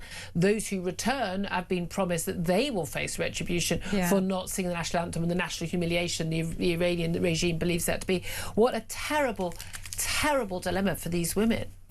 I mean, it's been the most fascinating thing to watch, the bravery of women for not singing the national anthem of a country that they can clearly disagree with, the regime they disagree with, but the bravery to do the international signal for SOS on the coach so that people could help them. I mean, I'm glad Australia did step up and wake up the Prime Minister in the middle of the night to sign them off personally, which by all accounts he was more than happy to do. But what a state of affairs in your own country that you have to run around under cover of darkness to protect people. This is the thing, the fact they couldn't protect those women instantly, but again there'll be that sort of diplomatic element where you can't get involved.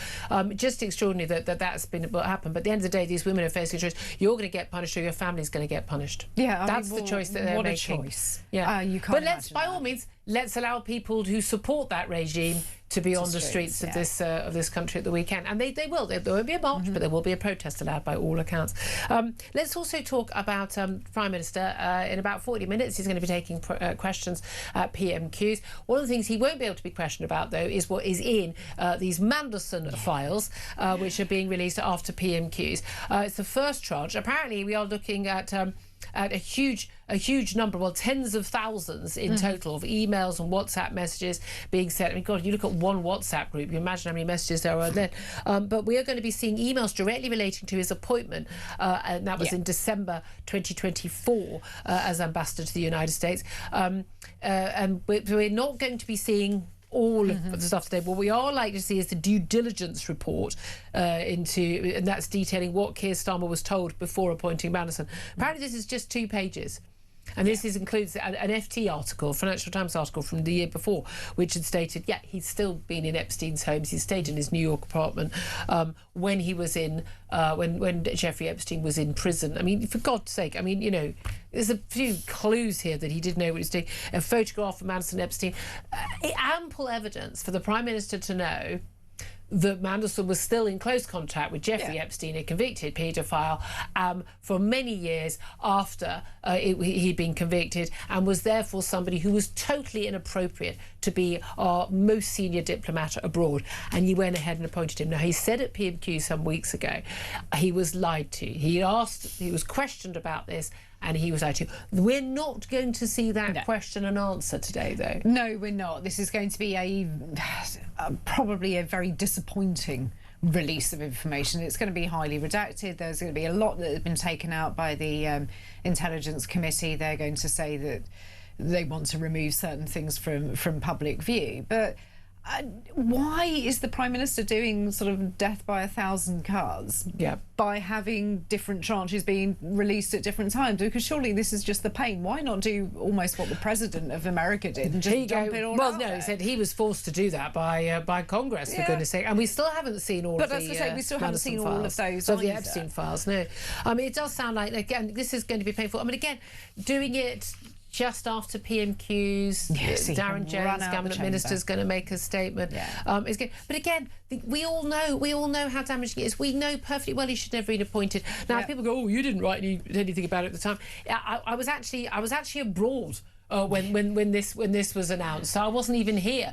But again. But I certainly spoke about it, after that time on air, talk about how insane this appointment was. Anyone who's been sacked twice for lying should not be in our diplomatic corps. It just seems to me to be so basic and obvious. And lots of people pointing that out. And again, this comes back to not a decision, not allegations of wrongdoing against Peter Mandelson, who previously served as European Commissioner, previously served as Business Secretary, previously served under Blair and Brown. That would have been an issue that was about Mandelson and past Labour governments. And Keir Starmer, because of his abject lack of good judgment, he's made it an issue about his leadership and his poor decision-making. Yes, he has. And for somebody who was a former director of public prosecutions, I thought he was meant to be all over the detail, and he liked to look into things. Well, it's not that difficult to find. Surely he could have just gone to page of Google newspapers, and he could have brought up a whole load of articles about Mandelson on his phone, in his hand. But also, what was extraordinary is that if it is the case that the FT says you were still mates with Jeffrey Epstein, and Mandel said no, I wasn't. Well, there's this photo of you with him. Oh, well, we happened to pass by each other on the street or something. If that is what was said, and we don't know, we're not going to see that detail today, what that exchange was. Then, frankly, Keir Starmer's a fool for believing it. How the hell he was ever a barrister if he can't deal with someone lying to him like that, as he has claimed. But he's also a parent and a politician, so you're telling me that nobody's ever lied out of his children or his colleagues? I mean, come off it. Why have you missed your curfew? Absolutely. Oh yes, honestly, it wasn't my fault. The bus was late. You just go no. Is there anything that Keir Starmer is good at? There's a question. Get in touch. 0344 499 1000. Because we were told, it was all about grown-ups in the room, no chaos. He's rubbish at everything. And he can't make a decision. When he makes a decision, it's the wrong decision. He's got poor judgment of character.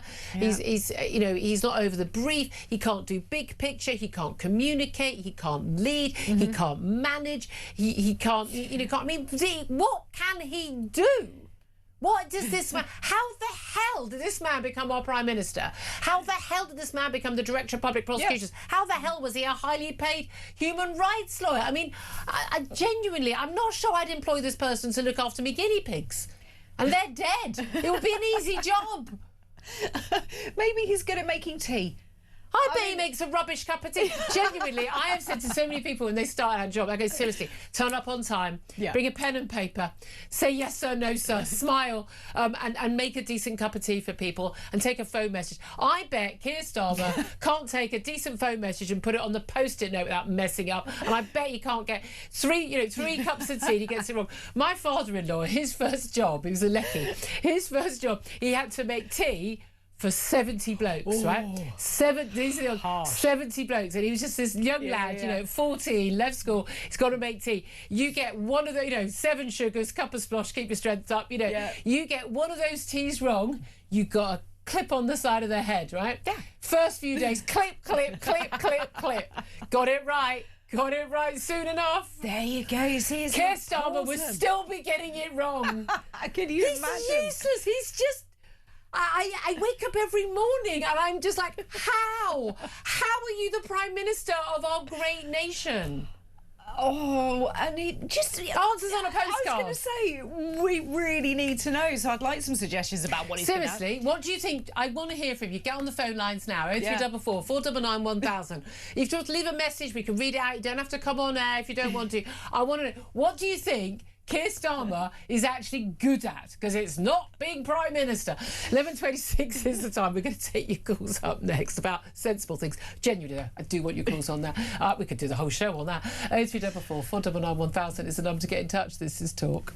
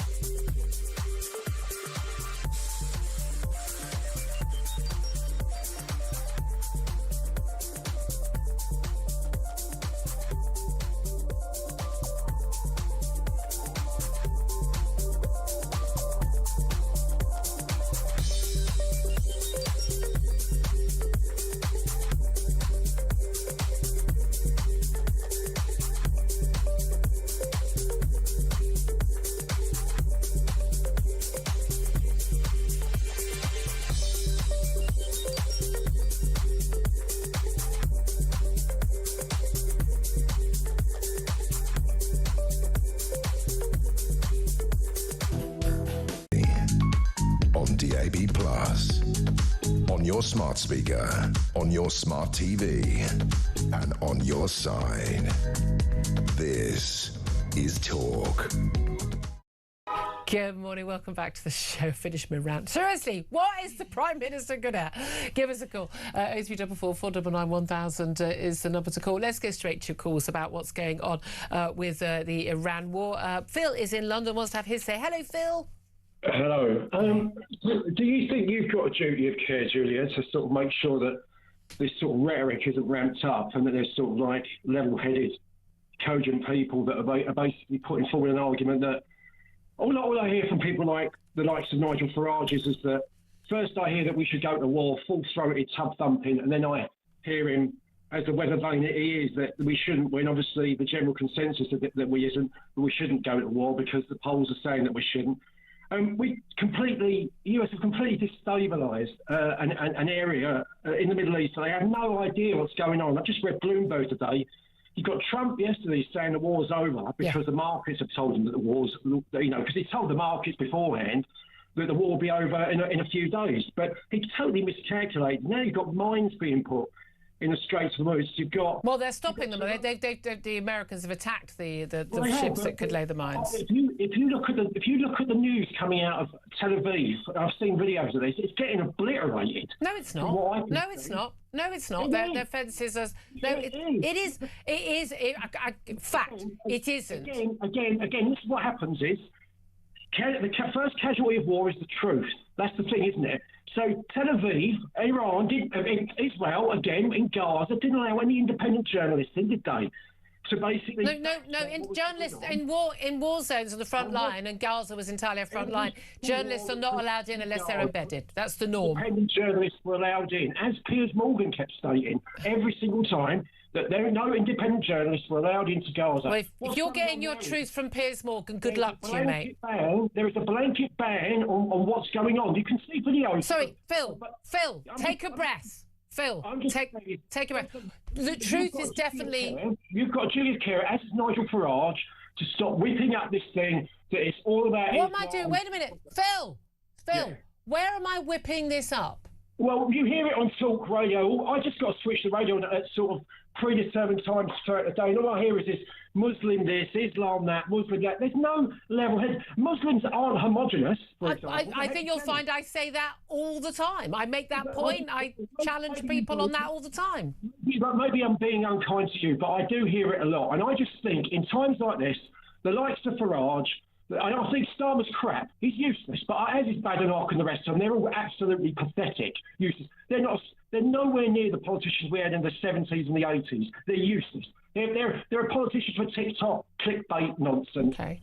What we do need is level-headed politicians not whipping up this... But I don't even think Farage... I mean, Farage is largely, it would appear, I mean, there's a lot of shilly-shallying between people. I don't think that polls should tell us whether or not we should go to war or support our allies.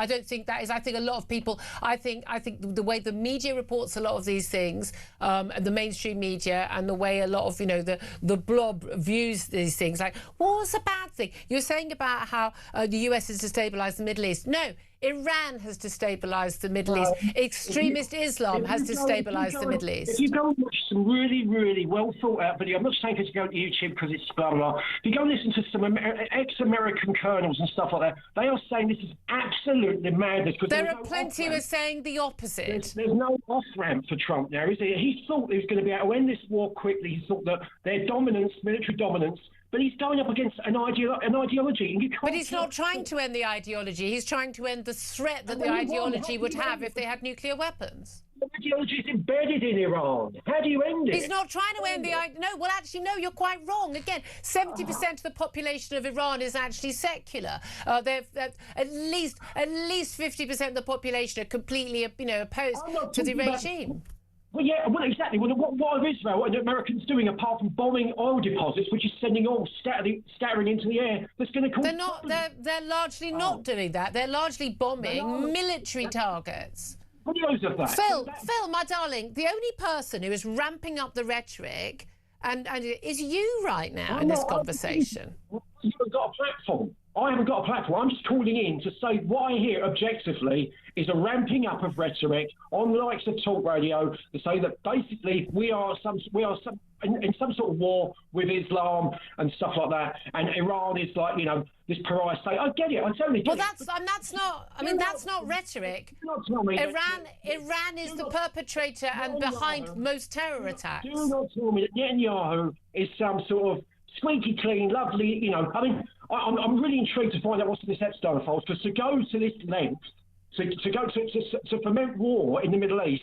I mean, some of the stuff that was coming out. Netanyahu has been saying that Iran was going to enrich their uranium since 1992, 13 different times.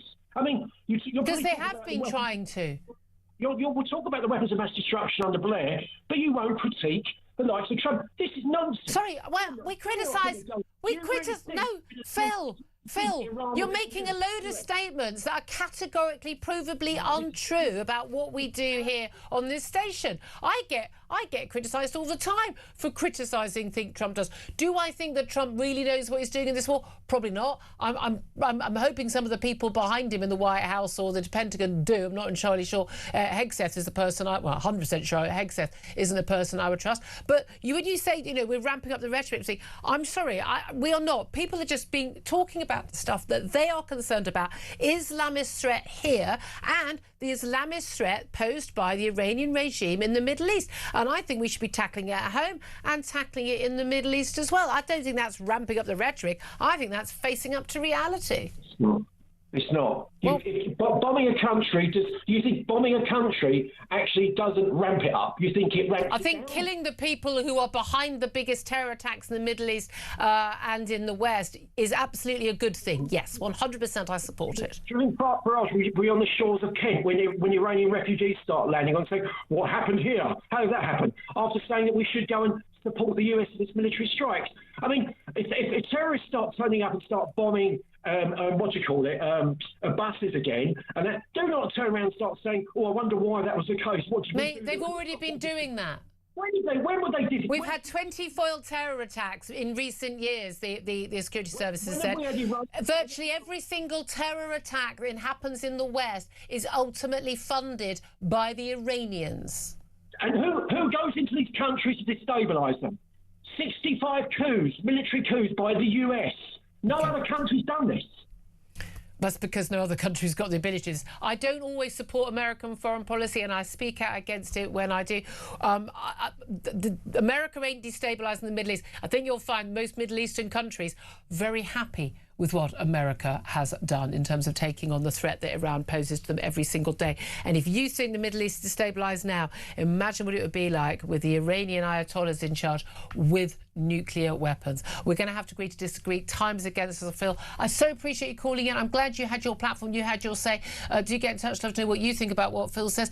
Paul, I didn't get you. I promise I'll get you in the next hour. He also wants to talk about the spending cuts in our Navy. Up next, though, we're going to be talking to the Labour MP Carl Turner. He's he's been one of those rebels leading the rebellion against those moves to axe jury trials. So how come he abstained in the vote last night in the Commons? He'll explain that next. This is Talk.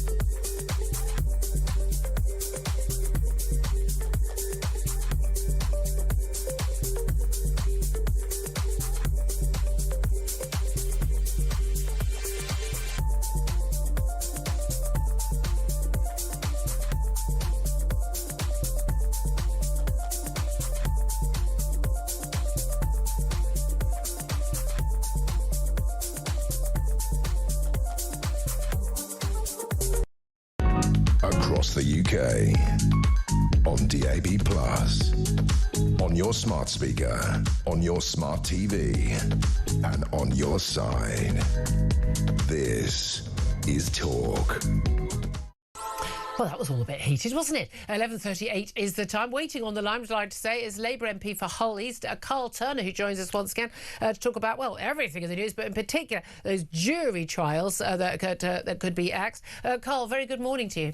Good morning, Julia. Thank you very much indeed for waiting on the line. I do want to ask you actually about some of the issues related to Iran as well. But last night we had this long-awaited vote in the House of Commons, second reading of this criminal justice bill brought in by the Deputy Prime Minister and Justice Secretary David Lammy, which is going to make various different reforms, which a lot of us would support to criminal justice procedure, but also axing the right to a jury trial for anyone facing anything less than 3 years behind bars, and for crimes like, unless it's rape, serious sexual assault, murder, manslaughter, you're very unlikely to get that. David Lammy has claimed that this is going to cut the backlog in the courts. The evidence for that seems to be, zero, pretty much. You were leading, last time we spoke, you were leading the rebellion against this among Labour MPs, and yet yesterday you advised MPs to abstain rather than vote this bill down. Why? Well, first of all, I'm still leading the rebellion. Tactics and strategy is the answer to that. I benefit from having several years' experience as an opposition whip. I also benefit, I'm delighted to tell you, from the advice and expertise of Nicky Da Costa, who was the chief legislative advisor in Downing Street to various Conservative prime ministers. Having spoke with Nicky and discussed it with colleagues, it seemed the best strategy at second reading was to effectively not show our hand, rebel on the bill, and then amend at report stage, because we think we have the numbers to amend the jury trial stuff out of the bill. We have to support the opposition, other opposition parties. It's got to go into committee. I've managed to negotiate on that committee one of the rebels, if you will, onto that committee, which is not ever been done in the history of politics, I'm told. But that's one vote on that committee. Well, the one vote is the reality. That member of the committee, I suspect, will be doing probing amendments, because if they move a vote in committee, it can't be reselected on the floor of the House of Commons. So it's all about strategy. Yeah. How many MPs abstained last night? I'll tell you what the government whip's office were doing. They allowed 6 members of Parliament off, who all happened to be ministers. They managed to get, what was the majority? Just less than 100, I think.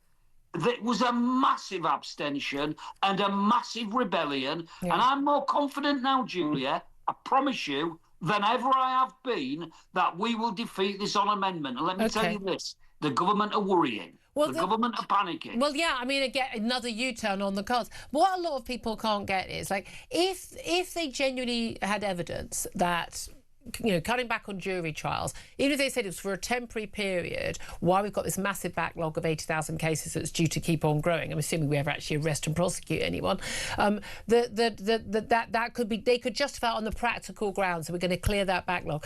The best case scenario is 3% of the backlog is down to jury trials delays, realistically more like 1%. It's not going to make a blind bit of difference to how quickly any trial, a serious trial of any offence is going to go ahead. But they haven't even got that argument. So why on earth, given that it wasn't in the manifesto, it's not got support of the general public, it's not got support of the majority of backbenchers, even those ones who voted for it, half of them were on the payroll of the government and half of them would just be like, you know, nodding dogs and doing their bidding. You know, it hasn't got support of the British public, Labour voters, hasn't got support of people who work in the courts. I mean, good God, it's not got support of anybody. Why on earth is the government, why is David Lammy pushing on with this? Well, you're dead right. There isn't a sausage of evidence to say that this is going to help the backlog. Even Sir Brian Leveson says, I can't project any model. Yeah. I can't give you any sort of reasoned estimate as to what the saving might be, because Lammy is not doing what Leveson was pretending he was going to do. So you're dead right. I mean, there is no evidence whatsoever. But even on the MOJ's highest number, 3%, if somebody's waiting 12 months for a trial to be heard, that makes it 11 months, 3 weeks and a day. Yeah. What did you make of Charlotte Nichols? She's the Labour MP for Warrington North. There are various, I think, some 40 women MPs on the Labour benches who were saying that they support David Lammy on the basis that, you know, it's rape trials in particular that are often being held, you know, 3, 4, 5 years later. I sat on a jury a few years ago, and it was an alleged sexual assault that was already 4 years old by the time we went to trial. But she said, actually, waiving her right to anonymity, that she had been the victim of rape herself since becoming an MP, and she accused David Lammy of weaponising victims like her to justify the curb on jury trials, and said it shouldn't be done in their name. What did you make of that? Well, look, I mean, for any objective viewer of Charlotte's contribution, they would have to say it was incredibly powerful, yeah, and incredibly moving. And I mean, I've got to tell you, it blew me away because of the strength of a conviction. Actually, a woman who has been through complete and utter trauma, she's been a victim not just of serious sexual assault, but she's also been a victim of the justice system. Yeah. To speak to the Deputy Prime Minister and say directly to him, please stop now. Please stop it now. And she went further than that, Julia, because what she spoke to was the things that lawyers are concerned about. Because she said, look, this unrest in the justice system is only going to add extra pressure, yeah, on the system and the judiciary. And it's only going to make the delays that exist already even longer. Yeah. This is the extraordinary thing. If colleagues in the House are concerned about addressing the issue of long waits for victims of rape and serious sexual assault, there is a section in statute that's been on the statute book since 1988, section 22. I can point the Justice Secretary to it, and that gives David Lammy the power, without needing legislation, to expedite any criminal offence that he so desires. It could be... They could be prioritised. Islamophobia. Yeah. It could be the offence of Islamophobia if it exists. Yeah. Harassment. He could say, for rape, I want that to be dealt with in 6 months from charge to trial. And they could, do that. And do your job. And they don't. But again, as you know, let me tell you why they're doing it, Julia. David Lammy has done a lot of work with the Treasury and with the Chancellor. He's secured £2.5 billion. But in exchange for that £2.5 billion, he's got to give the Treasury money back. Yeah, so there we are. My estimate is it costs about 500 million quid a year, which is a massive number in the budget of 12 million for the MOJ for jury trial administration. Yeah, Summoning jurors. But democracy and justice do cost money. I'm going to move on, Carl, because we haven't got that much time, and I want to ask you also about this march, this Al-Quds march, this pro-Iranian march that's been banned by the Home Secretary, although apparently a static protest can still take place. Should that even be allowed to take place? And do you support the Home Secretary, Shabana Mahmood? I'm not a fan of banning marches, frankly. I'm just not a fan of banning peaceful protest. If actors on protests commit criminal offences, grab them, lock them up, give them a lawyer. If they've got an offence which crosses the threshold, try them and put them in jail. But don't ban peaceful protest. Do you think people who are supporting the Iranian regime, which has fired on a military base by the British in Cyprus, you think they should be allowed to march on the streets for that regime?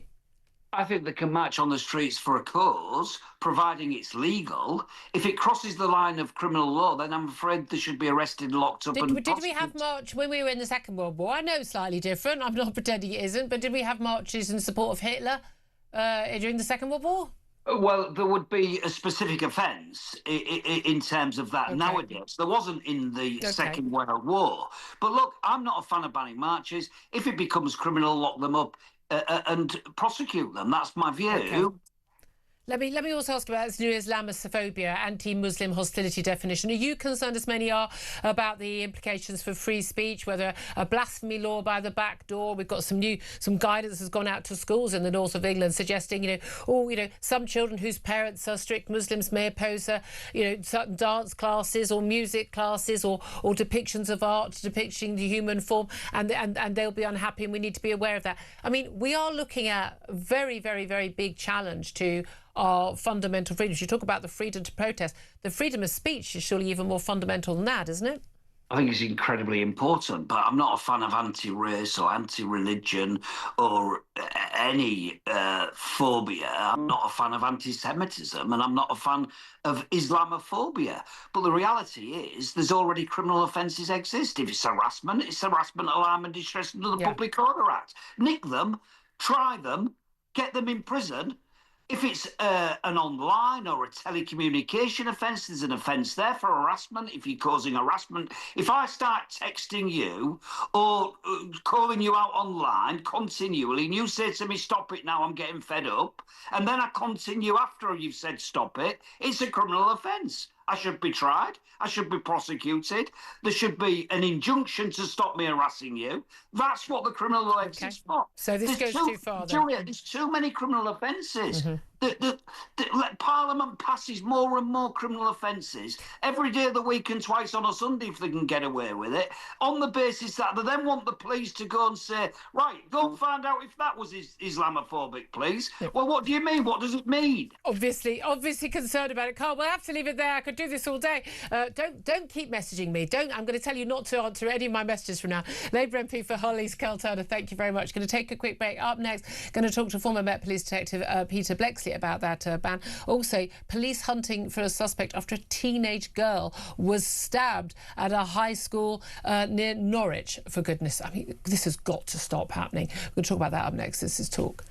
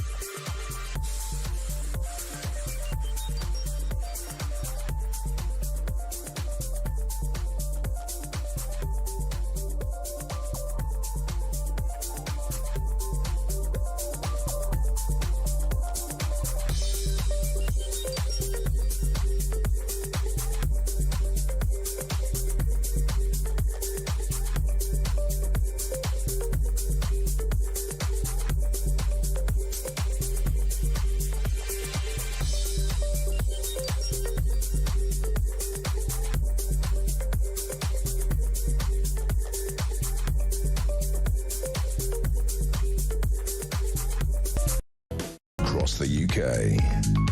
On DAB+, on your smart speaker, on your smart TV, and on your side. This is Talk.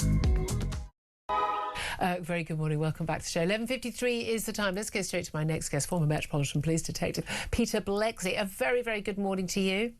Good morning. Thanks for joining us. I must ask you, first of all, just about this story we've just had in breaking news. I mean, again, I'm getting worried about how many times I'm having to read this at breaking news. Police searching for a suspect after a teenage girl was stabbed at a high school. She was taken to hospital with injuries after the incident at Thorpe St Andrews School in Laundry Lane near Norwich. Students placed under lockdown and officers conducting a thorough search of the area. We've got no more details about this, but again, we've had incident after incident after incident of children. I had one in my local comp down the road from me where a 12-year-old was stabbed by 14-year-olds. We've got case after case after case. Sometimes, sadly, these children die. But I don't remember anything like this happening when I was at school. This seems to be a new occurrence. What on earth is going on, Peter? And the reason you don't remember it, Julia, is because it simply didn't happen. Yep. And my thoughts, of course, are with the victim here. The police now, their primary concerns will be preserve life in the very first instance with the first aid and calling the paramedics. And then, of course, as part of preserving life, find that offender. Yeah. Where are they? Are they going to create other victims? That will be the primary concern of the officer leading the hunt for this offender. And they will be, I'm sure, deploying huge resources, probably air assets, the helicopter or drones, dogs, whatever they can muster in an effort to try and find whoever was responsible for this. Yeah, absolutely. My heart goes out to family. I can't imagine you send your kid to school and that's something like that happens. That's the phone call everyone as a parent is going to dread. Let's also talk about this pro-Iran march, or hate march, many are calling it. I think it's a fair description on Sunday that it's being banned. It's an annual Al-Quds march. It's going to be banned for basically protection of the public on the basis of concern about counter marches and the like. But it's a march that's basically in support of the Iranian regime, which has just been bombing, a British military base in Cyprus and bombing our allies in the Middle East. The Home Secretary, Shabana Mahmood, has agreed to Scotland Yard's request to ban it. It's the first time since 2012 this has happened. That was previously for an EDL march. A, do you think that was the right decision? And B, do you think that this should be extended to marches like this, so-called pro-Palestinian marches too? Well, in light of the fact that so many pro-Palestinian marches were allowed to go ahead, and during those marches, chants for the genocidal obliteration of Jews were commonly shouted, I find it rather disturbing that they do choose to ban this march. But the whole in military action in Iran is full of contradictions wherever you look, whatever side of the argument. I find it utterly bizarre that a government led by human rights lawyers, in other words, Starmer and Hermer, did not in the first instance support military action against the biggest human rights abusing regime on the planet. Now, that in itself is an absolute contradiction. So the fact that we're now getting different voices, different decisions, I think the whole nation is in a state of flux, and that's because it suffers from firm, forthright leadership that actually knows what it's doing and what it believes in. Absolutely. And look, we have had these concerns about these Hamas, basically all pro-Hamas, pro-Gaza, but they say they're pro-Gaza, pro-Palestinian marches fortnightly across London and across the country. And those that went ahead immediately after terror attacks on a synagogue in Manchester and Bondi Beach. I mean, it's a bit of a giveaway of what their real concern is. In terms of the difficulty of the police, though, they're always facing the difficulty. We have got freedom of speech, so they've got those concerns.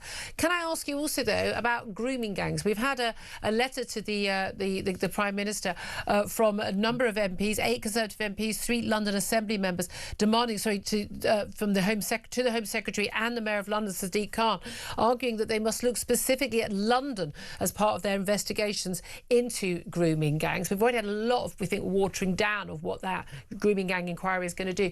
Do you think that does need to be done? Yeah, and the Met are currently investigating child rape gangs. Let's call them out for what they are, please.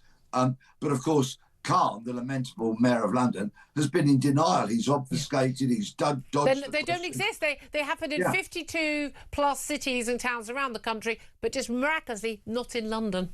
Yeah, and of course that has now, quite recently, through evidence that has been gathered, has been shown to be an absolutely appalling mistruth. Of course, these gangs operate in London. We're already learning that the picture is far more complex than it has been in places like Bradford and Rotherham and Telford and the such like, because, of course, London has such a wider demographic with people from so many different cultural backgrounds, certainly much more than those towns and cities I've just mentioned. So it's not surprising that the landscape is very different in London, but regrettably, yes, we have these child rape gangs. They come from a multitude of different ethnic, cultural and religious backgrounds. Let's just hope that the police find the resources, gather the evidence, feel those collars and put these people on trial. Absolutely. Peter Blexit, always so good to talk to you. Thank you very much. Just to let you know, actually, police have arrested a suspect after that teenage girl was stabbed at high school. It's not believed by the police to be linked to a hate crime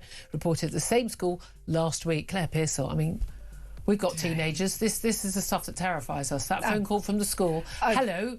What's wrong? What's wrong? You know. Yeah, exactly. And normally I used to get those about my child's behaviour, even talking in class. But the other way around. You can't imagine the frightening phone call that must be. Didn't happen in your day, didn't happen in my day. Didn't. Most people, I mean, this again, the normalisation of this. And again, what are the police doing? What are schools doing? Why is anyone carrying a knife in schools? Absolutely terrifying. Up next, we're going to go straight to PMQs. Plenty more coming. This is Talk.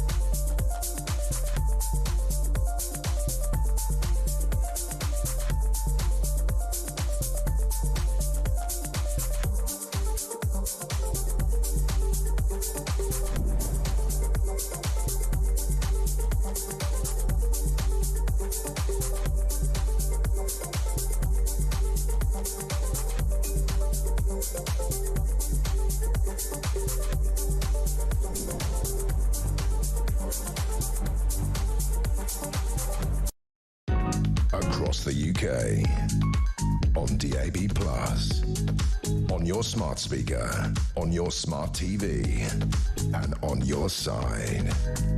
This is Talk.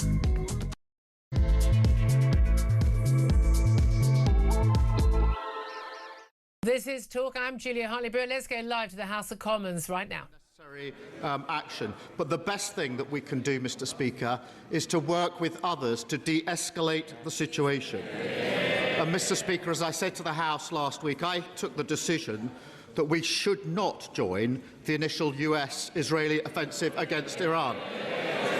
The leader of the opposition attacked me for that decision relentlessly. She said that the UK should have joined the US and Israel in the initial offensive strikes.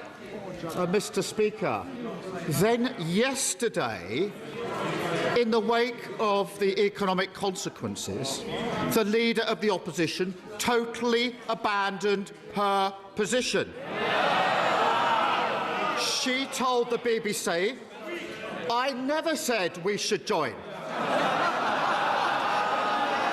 She told the BBC, "I haven't said we should have gone in with the United States."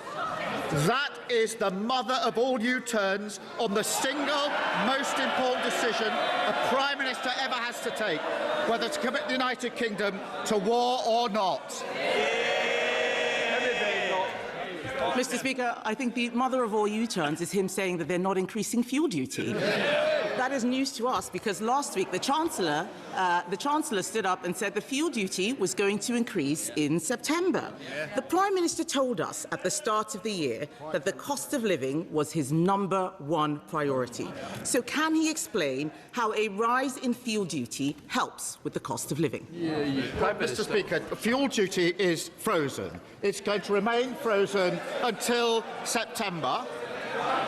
And we will keep the situation under review in light of what's happening in Iran. But, Mr. Speaker,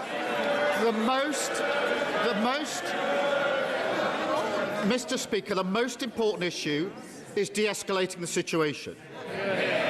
And I come back to the Leader of the Opposition's position because this is one of the most important decisions a Prime Minister or Leader of the Opposition ever has to take, whether to commit your country to war. The day after the initial US-Israeli strike started, her shadow Foreign Secretary said that the US-Israeli initial attacks were absolutely right, and it is a position my party supports. She said, why has the Prime Minister not actually worked with America to be much more proactive? Last Wednesday, Leader of the Opposition. We are in this war whether we like it or not. What is the Prime Minister waiting for? Then yesterday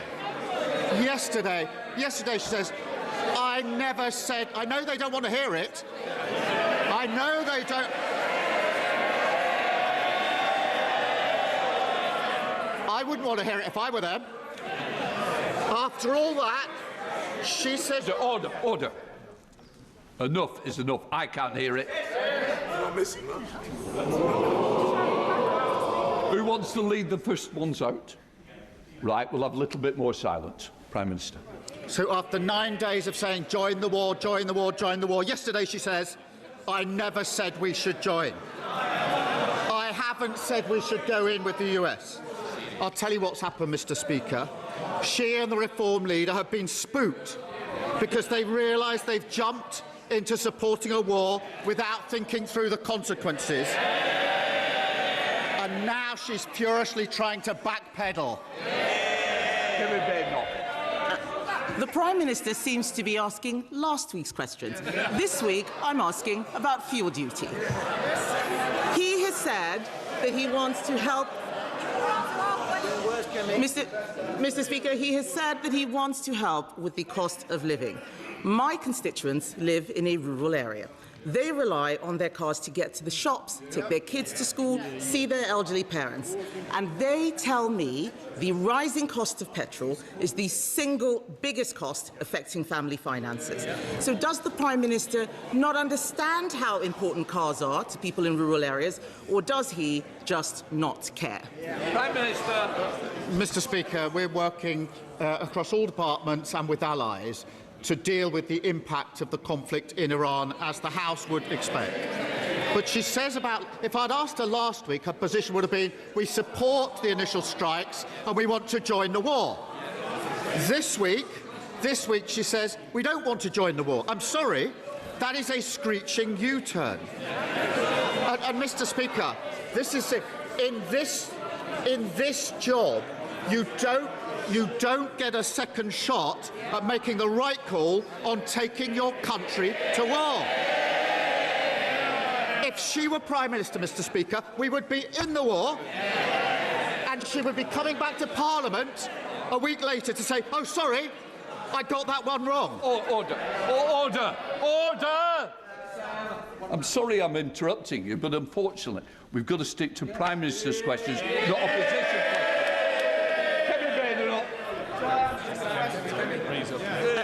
Mr. Speaker, he said if I were Prime Minister, HMS Dragon would have left a week ago. The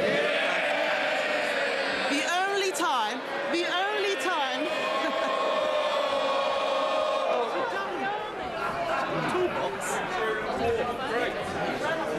Mr. Speaker, the only time he's taken decisive action was stopping Andy Burnham from standing in the by-election. But let's talk about what the people out there are worried about. I heard from a builder, Mr. Speaker, who has 115 employees using 75 vans. With the jobs tax, sky-high energy bills, and now a hike in petrol prices, that builder is having sleepless nights.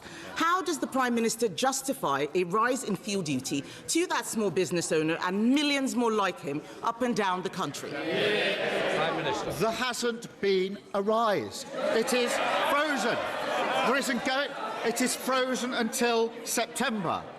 And Mr. Speaker, she mentions the HMS Dragon. Can I first start by thanking the Royal Navy who are serving on HMS Dragon? Can I second say that what's been happening is it's been carefully being loaded with the anti-strike ammunition and capability that it needs. And the Navy and civilians have been working 22-hour shifts in relationship.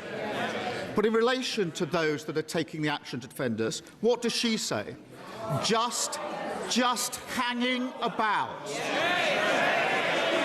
Just hanging about. That's how she described our pilots in the region. Let me tell you what they've been doing. Flying sorties in 7 of the 10 countries in the region day and night, taking out incoming strikes, protecting the lives of others whilst risking their own. If she had any decency, she'd get up and she would apologise. Mr. Speaker. Oh, hang on. I think they should wait for it. Mr. Speaker, I have never criticised our armed forces. I have criticised him. Order. Mr. Swallow, you're going out. I've had enough. Week in, week out. I believe no real name. Mr. Speaker, I have never criticised our armed forces. I am criticising him and his decisions. And let me remind the House, Mr. Speaker, about his record on the armed forces. This is the same man who worked with Phil Shiner, a traitor to this country, who made up evidence to put our soldiers in prison for crimes they didn't commit. That is his record, so I won't take any lectures from him. And by the way, military families are also worried, the ones in this country, about petrol prices. He's got nothing to say on that. And there's another group of people, Mr. Speaker, who have been hammered by this government. Farmers. I spent all last year telling the Prime Minister that his family farms tax was killing British farming. Now, those farmers are being punished with higher fuel prices. Does the Prime Minister think that's fair?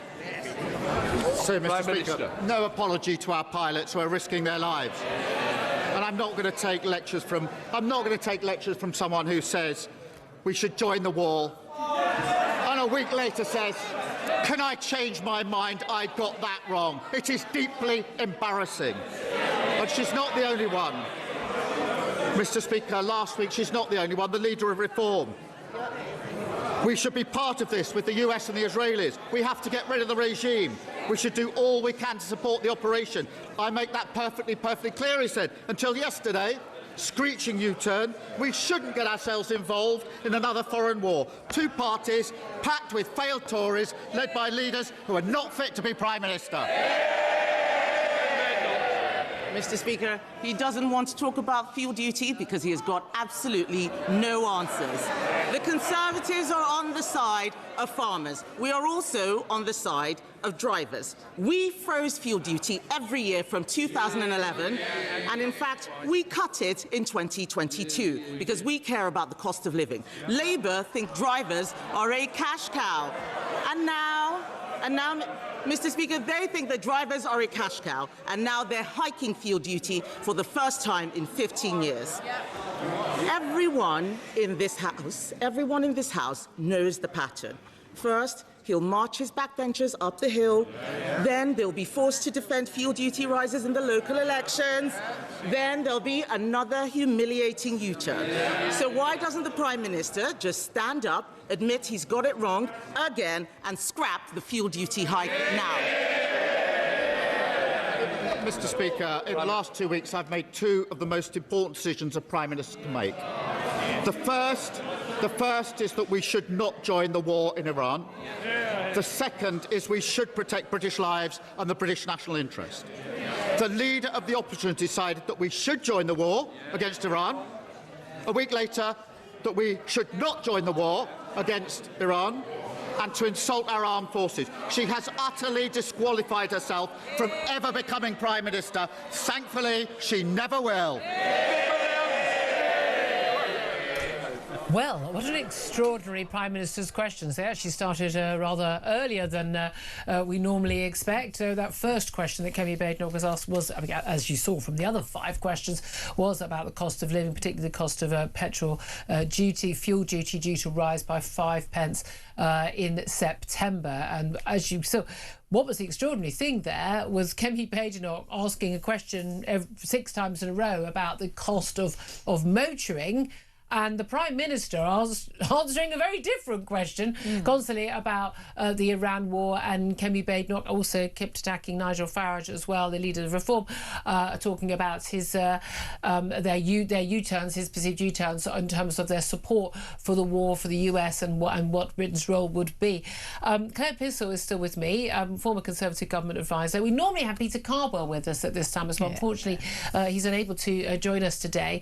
But I mean, that was quite bizarre. That was literally like looking at some... Do you know what that was like? That was like a BBC panorama where instead of Donald Trump, they've got the leader of the opposition, the Prime Minister, and they've spliced 2 different weeks together.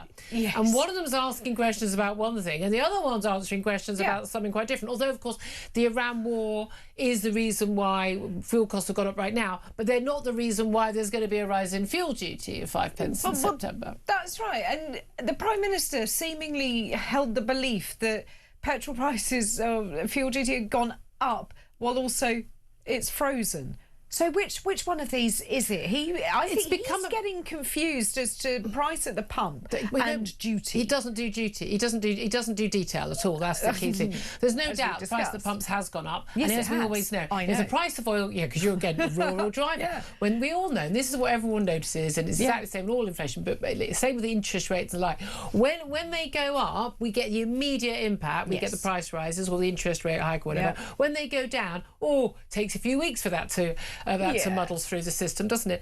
I have to say, I didn't think either of them did very well. No. I thought Kemi Badenoch was very, very poor not to respond properly in detail to the Prime Minister when he accused her of basically U-turning and backtracking on her support for the role. And it's perfectly possible to say we should have done more, we should have offered US support from early on, but not be involved ourselves, but allow them to use our bases. I think that was her position. He's saying she's U-turned, so is the Prime Minister, and so is Nigel Farage. There is no doubt at all that looking at the polls, Keir Starmer's woolly, don't make a decision because I can't make a decision. It wouldn't have been on principle or practical, but it's just I can't make a decision guy. Yeah. That's actually going to be more popular with a lot of people because a lot of people are just opposed to any war at all. They don't want to get involved. As we discovered when the Cyprus base was hit, we often don't have a choice about that. No, but her failure to respond for most of those questions, just keep going on about fuel duty. I suppose it could look like a strength, which is like, I'm talking about the stuff that matters to voters. But it also looked like she wasn't able to counter his accusation. Yeah, you can see what she was trying to do was keep asking the same question in the hope of pushing him into the answer by saying you're not addressing the concerns of constituents.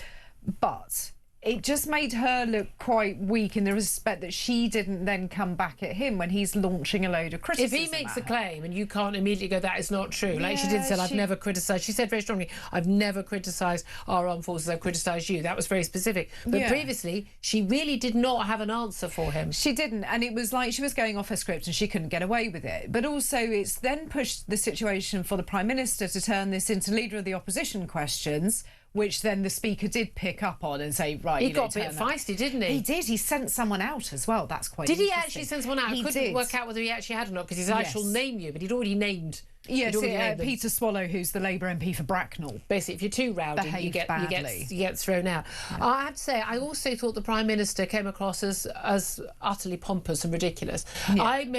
I made one of the biggest decisions that a Prime Minister can make. It was all very pompous. He's trying to do the whole, you know, Churchillian thing. I mean, doesn't suit him. No one thinks he made a decision about anything. He got pushed by Ed Miliband first week not to support American bases, and he just sort of wishy-washy wallows around, and then he had no choice but to send forces because American base got attacked in Cyprus. I mean, we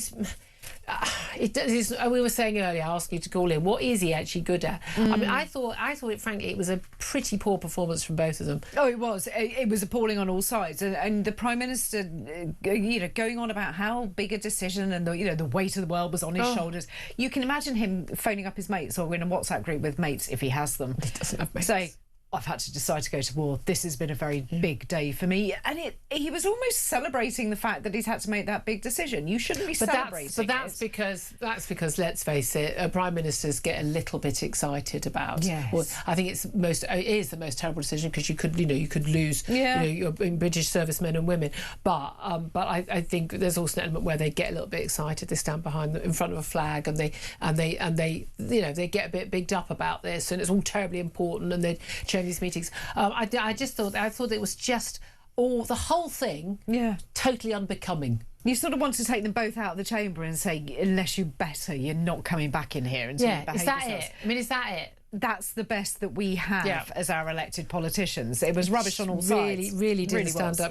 But I mean, the fuel duty issue, I can see the point of Kemi Bain not going on that, which is, you know, at the end of the day, you know, the cost of living, we spent the first couple of days of this week, you know, talking a lot about the cost of living issues. That is where a lot of people feel it's nothing to do with me. Now, I disagree with that view. I think, Iran, you know, fomenting terrorist attacks and disorder around the world is very much something to do with us. But I think people are perfectly entitled to say, you know, I'm struggling right now with my bills as it is. I'm just eking through. I'm using up, you know, any savings I have got. And if the cost of living goes up even more, whether it's my energy bills or whether it's putting fuel in the car, and again, neither of which are optional for most people. Yeah. You know, I don't have to use my car from one week to the next because I live in central London. I've got great public transport and I've got Ubers and things. That is not an option for the vast majority of people in this country, 80% of whom rely on their cars all day, every day for work, to get the kids to school, to do the shopping, to do everything. Of course. And I still have this issue. I really think motorists again and again are used as cash cows, and because the decisions are largely made in the advisors, there are these young kids who cycle to work or get the tube in London. They haven't got a clue how the majority of people in this country live. No, they really don't. They need to go out into the countryside and just understand. But also, have you ever called a tradesperson out, a plumber or an electrician? Or just get it all on the bus, shall I? Exactly. Imagine. I mean, and they did do that, didn't they, to protest Sadiq Khan and the clean air zone. Yeah. And they tried to take everything on the tube and you can't do it. So there are a lot of people who are reliant upon cars, and it is motorists who get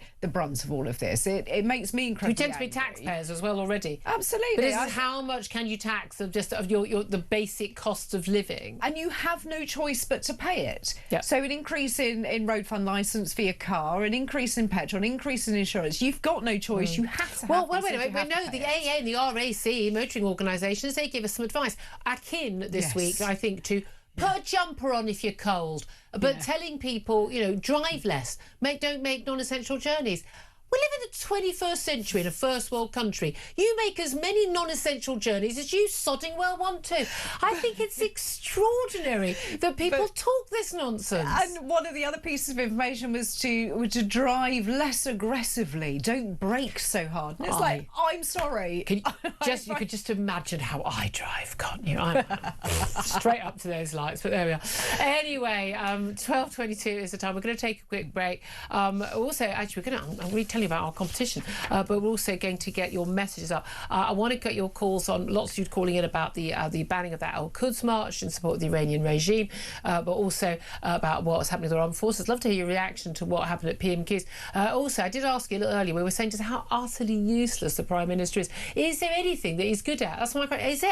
Is there anything you think is good at? I'd love to get a call on air about that. But right now, we are giving you the chance to win 2 hospitality tickets to the British Grand Prix on Sunday, the 5th of July, with the full Racing Green trackside experience. It's the ultimate setup for a race day. You'll get exclusive grandstand seats at the Loop and Village Corners, plus inner track access to watch the drivers arriving at the paddock. Listen up to find out how you could be with a chance to win. For your chance to win, text TALK to 83338. Text costs £2.50 plus your standard network rate. Or call 0343 418 7260. Lines close 20th of March 2026 at 4 p.m. That's when you need to answer your phone if it rings. 18 plus UK residents only. This is a network promotion. Full T's and C's at talk.tv/win. So for your chance to win, text TALK to 83338 now. Yep, it is the perfect Silverstone race day experience for any F1 fan. Unfortunately, my husband is not allowed to apply for this because if you're a member of the, married to a member of the team, boo his. But don't miss out, you can. 12:23 is the time. Your call's up next. This is Talk.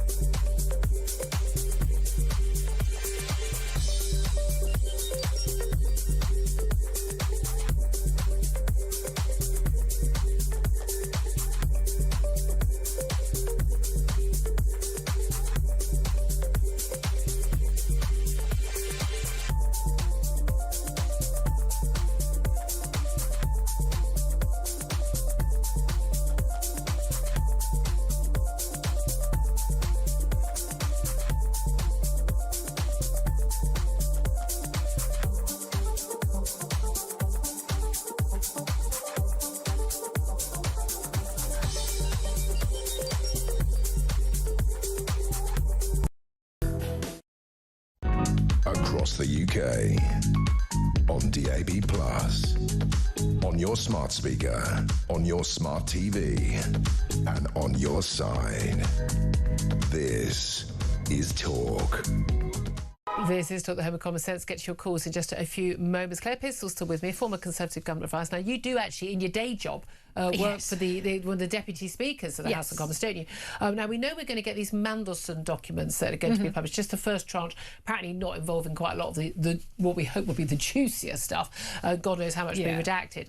We told there's going to be a statement from Darren Jones, government minister, about this, and it was going to happen after PMQs. A lot of people think it would happen, 12:30, but PMQs usually goes on longer than that. When are we likely to actually get that statement and see those documents? Not until much later, because there's going to be, straight after PMQs, an urgent question on Royal Mail from Ian Lavery.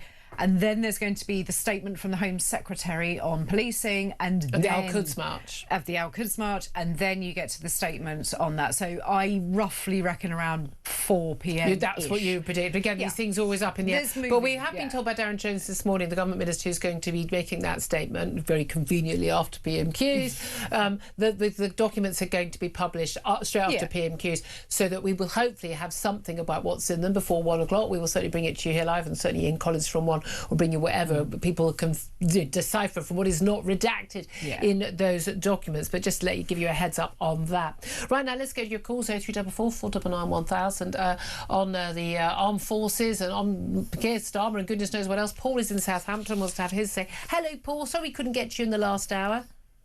That's all right, Julia. It's quite entertaining listening to that, Phil. We did have quite a set too, did we not? Anyway. Well, he had a go at Jenrick, didn't he, a couple of weeks ago? Yeah. On JK. But anyway, enough said. My issue is with what's been said about our Navy and the availability of our Navy. Yeah. And nobody seems to be making the announcement that this government have told the armed forces they have to save £2 billion or something. Yeah. So, you know, I mean... In this tax year, they're having to basically... From what we can gather from the experts this week, they're basically putting ships into port to save money because they've been told they have to save money, even though we're told the government is going to be spending more money on defence in the future. Yeah, exactly. So, you know, I mean, those Type 45s are some of the best in the world. Yeah. And, you know, when you see it go out of port, you see it go past 3 more Type 45s that are alongside. Yeah. So, you know, it's not the Navy, it's this useless government. You put it down to them. What did you make? Did you watch? Well, you must listen to a little bit of PMQs there. What did you make of the Prime Minister's criticisms of not just Kemi Badenoch but also Nigel Farage? For he says they're screeching U-turns on support for British action during these attacks on Iran. He never answers questions he's asked. No. Nigel Farage has been quite adamant that he would have given the bases. And I suspect if we had a reform government, there would have been a ship there operational in that region. But it's also about Cyprus. I mean, Cyprus is owned by Greece and Turkey. Yeah. Both those countries are stone's throw from the island.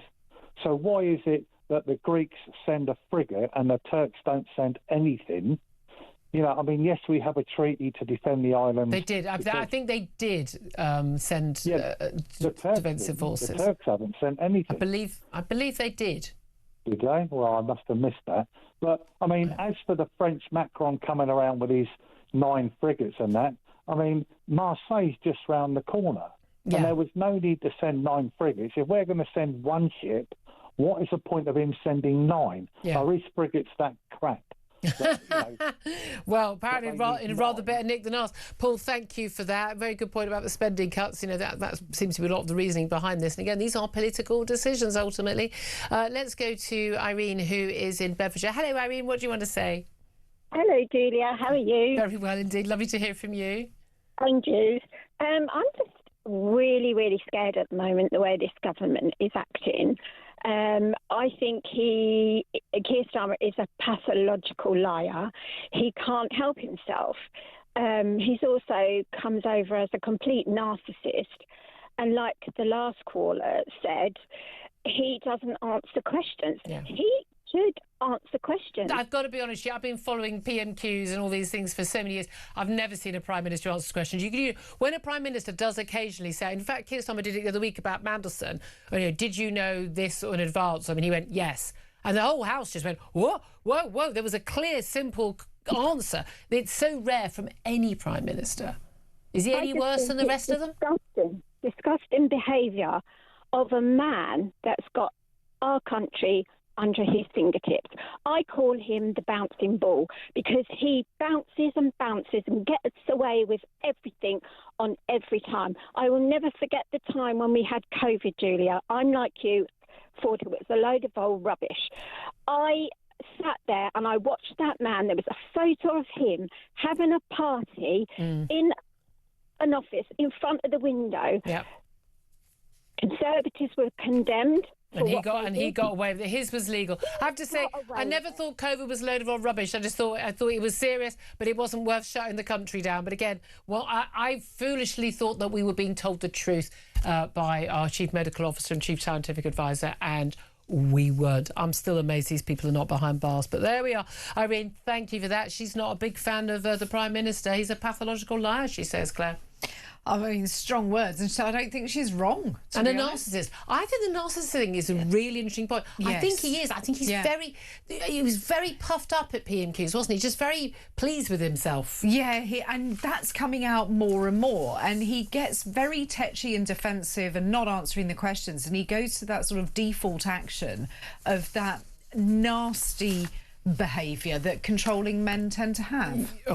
Wow, we went there. Yeah, I think he definitely has an issue. I mean, you know me, I don't think you and I ever play the woman card on this stuff. Got no time for it. No. I don't think he likes women. He's one of those quite patronising, oh no, I love women, one of those men. Yeah. I think he does have a problem with... I think he does. The way he talks to Kemi Badenoch. And again, he's allowed to have a go at her, which is his political opposition. Yeah. There's something about the way he talks to her. Tone and just the way he phrases it. If he was in a pub and he spoke to me like that, good luck with that, mate. Just say, put it this way, I've got the black eye. That's our lovely makeup Marta. Thank you once again for helping me with my black eye. You should see the other guy. But anyway, yeah, it wouldn't be me with the black eye. Let's get to some of your messages also coming in about Shabana Mahmood banning this weekend's Al-Quds march in support of the Iranian regime. There's not like pretending like they're not. They are openly. It's a march set up by the Iranian former Ayatollah before he died, and it is annual march that supports the Iranian regime. I mean, at a time when they are bombing, our own bases. So pleased this decision has been made. But what's your reaction? John says, oh no, not to worry. Labour will U-turn on this like everything else. Claire says, just more gaslighting. It's going to happen anyway because they're going to be allowed a static protest. They're not allowed to march anywhere. They're going to do nothing about it when it does. I should think so, says Sandra. Why did we ever allow it? That's the question. Steve says, good. No one in the UK should be supporting a murderous regime responsible for killing tens of thousands of its own citizens just for protesting.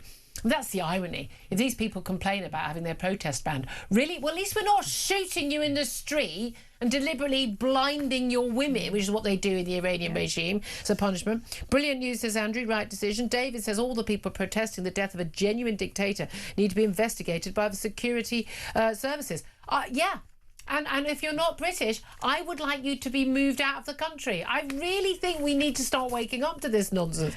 Shay, you don't have the same rights if you're not British to just stay here and spout your hatred. Sorry, you don't. Shay says those protesters are once again showing solidarity against all things British by supporting the Iranian regime. And Ray says dual nationals protesting against the British state should be stripped of citizenship and deported on the grounds of being a risk to societal cohesion. Well, more of a risk than, those kids being told you're not allowed to express concern about Pakistani grooming gangs, that's for sure. Stephanie says it's always the same people, either at the Gaza protests or Green demos, and now for the pro-Mullah regime. Absolutely. And Cole says they should go and protest in Iran and preferably stay there while they're at it. I'm not interested. Hear to that. 12:35 is the time. Up next, we're going to talk about, I kid you not, while all this other stuff is going on and while our preening peacock of a Prime Minister is telling us how wonderfully amazing he is at being a supposedly wartime Prime Minister, they're still trying to bring in digital ID. This is their latest wheeze. We'll talk about that up next. This is Talk.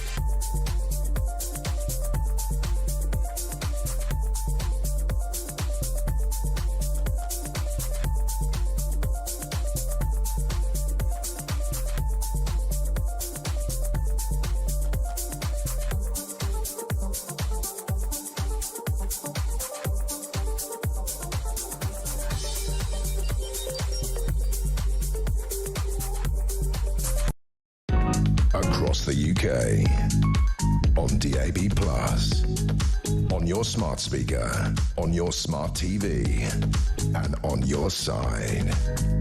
This is Talk. A very good afternoon. Welcome back to the show. It's 12:37. I'm Julia Hartley-Brewer, and this is Talk.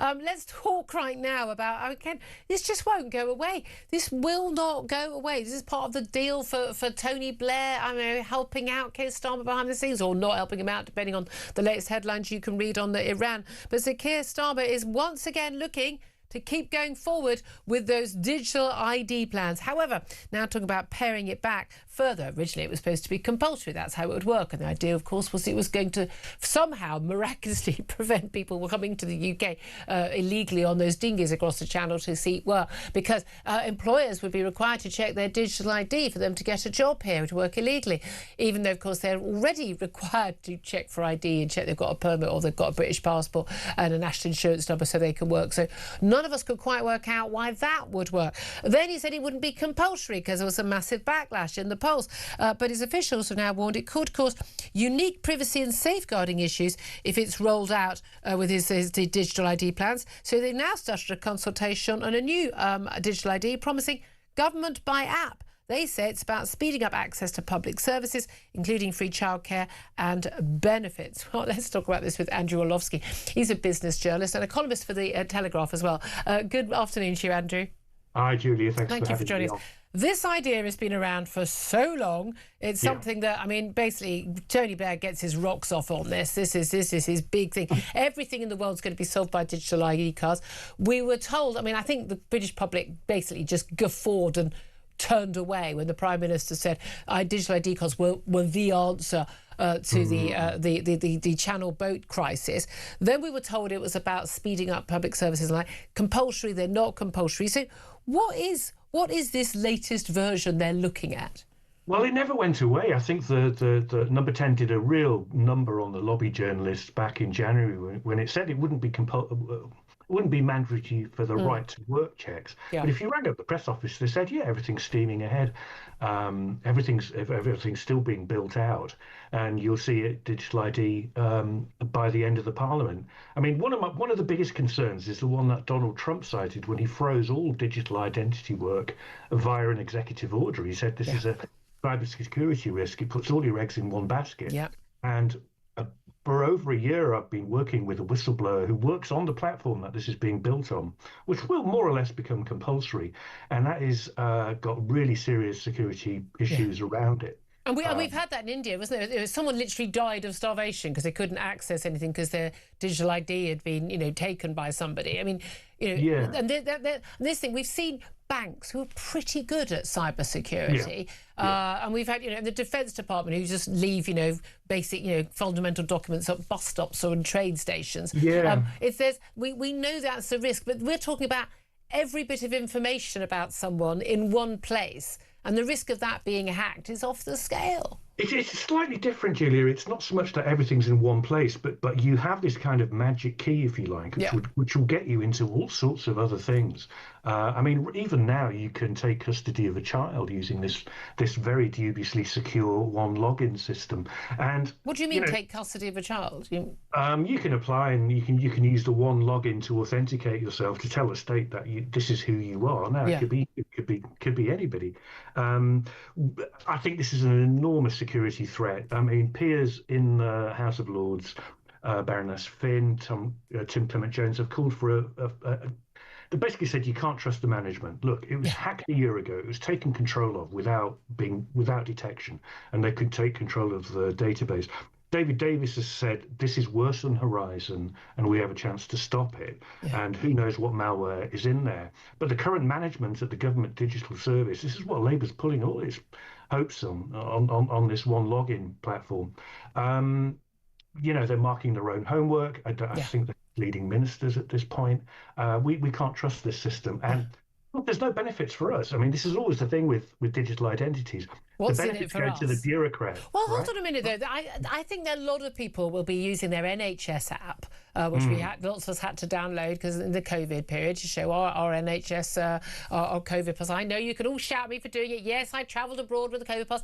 Travelled abroad many, many years and had to actually produce yellow fever certificate or whatever. This is not unusual when another country requires it. But if you want to get a prescription, I can literally just go log on, click. great. Can I have a new prescription for something? Thank you very much. And I can check that it's available at my local chemist, and then I can get it. Brilliant. I don't have to fill in lots of forms. It's all that. A lot of people will find that very easy. They'll say, well, why not extend it? But what I find extraordinary is there would be a lot of benefits for a lot of people. There'd be a lot of ease for that. But it's fascinating that actually the public are completely opposed to this.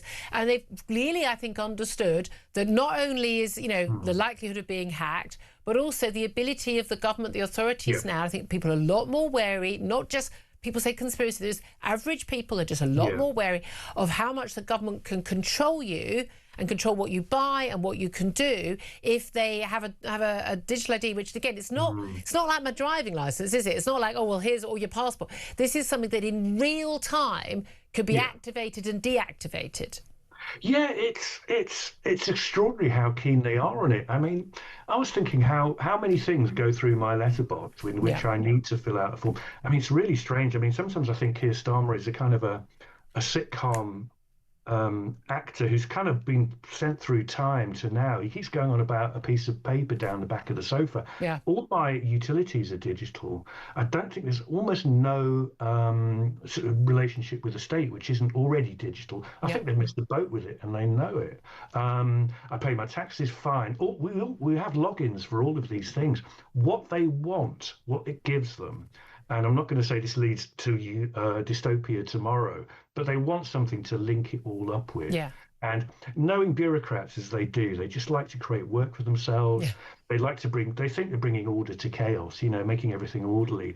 But they will find, it doesn't have to be a Big Brother scenario for it to be really, really bad. No, and that's the thing, because I can completely see how, well, wouldn't that be useful and convenient? We could do it all. But again, we know what's happened in China, and I realise we don't have Xi Jinping in charge, but we don't know who's going to be in charge of the future. And of course, by the way, if anyone would have predicted what would happen about whether you could leave your home or hug your grandma in 2020, 2021, be careful what you think you know about the future. But what happens in China, and people always think, when I tell people about this, they think, oh, you're making it up. Like, for the love of God, read something. The people are like, you can't apply to university, you can't apply for certain jobs, you can't get on a train, you can't get on a plane. People are massively limited by their so-called social credits. Even whether you want to buy a can of Coke in a vending machine, if you haven't got enough social credits, so not money, but the government having approved your, your social media. I just have no trust anymore that a government of this country of any hue, even one I might have elected, will not do that to me in the future. Yeah, well, we want our bins collected, and we want we don't want sketchy men at the end of our street. I mean, this is what people want. I think there's something else really quite strange here, which is that if you look at the attacks on pubs and the attacks on farmers, and now the kind of lack of comprehension that 3 million people signed a petition for digital ID, they just don't understand it. So they've come up with this wheeze called a citizens' assembly, where they'll kind of handpick 120 people. We have a citizens' assembly. It's called Parliament. Yes, exactly. And we all have one vote. And rather than giving it to 120 people who can vote on our behalf, they don't understand people. They don't like dealing with people. Keir Starmer would rather not be in the country. He'd rather be in a hotel room watching Arsenal. He'd rather be in Davos, as he's told us. Do you think, just finally, do you think that we will ever actually see this digital ID? Because I think it's coming. It's coming. It's going to come. Yeah, it's But if people refuse, it's not going to be compulsory, we're told. But again, it's not compulsory, just you can't get a job without it. It's not compulsory, but you can't claim your benefits for that. It's not compulsory, but you can't do If you remember last time, they said with Blunkett's plastic ID cards, he said, it's not compulsory, but you'll need it to get a passport. So it's like a funnel trap. You slide down the funnel and then you can't get out again. So I think it's quite a big battle. Very interesting. Andrew Orlovsky, great to talk to you, business journalist and columnist for the Telegraph. Thank you so much. Hope you come back again. Claire Pearsall, they are pushing on through this. This gets like the jury trials. There's loads of things that this government is pushing on through with. No one gave... It wasn't in the manifesto. Wasn't the public weren't asked. I mean, thank God, actually, because they haven't got a mandate for it. Public have said, we don't want it. It's going to cost a fortune. Any benefits from it, they won't reap. I mean, you know what benefit we'd reap if we closed down all the wind farms and built some nuclear power stations and started drilling for more oil and gas in the Middle East, so in the North Sea and the Middle East. But, I mean, why are they pushing... What is this about? This is the default action of a Labour government is, if all else fails, digital ID. They think it solves everything. And let me tell you, as somebody that gets locked out of the government's Verify system, it can never verify my identity. I can't do my passport or my driving licence online. I don't trust them. Yeah, can I just say, I mean, the internal system here takes about 15 minutes to get on. It's an absolute nightmare. I mean, Jane, again, people go, oh, the NHS app, yeah, okay, but you don't have to use it. It's like using your credit cards. Yeah, but I want the option of paying with cash. And I actually make a point of trying to pay with cash. I would like to say, would you rather have cash? You can have cash, you know.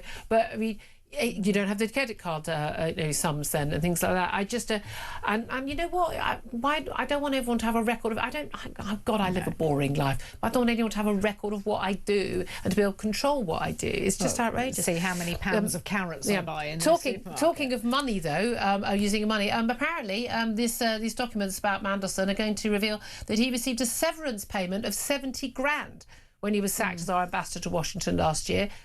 Sorry. Why is someone who is sacked for gross misconduct, i.e. lying in his job interview, which is apparently it's what the Prime Minister has claimed on the floor of the House that he did, okay, why is he getting a 70k payout? If you're sacked, you don't get a payout. That's the deal. This is welcome to the civil service. Seriously, I want my sodding money back. I pay taxes for that. I want my money back.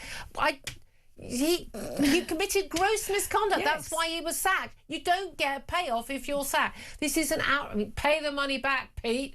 12:48 is the time. We're going to take a quick break. We're going to talk about, oh God, this story is going to drive me up the wall. More people asking for slavery reparations. This time, Africa. This is Talk.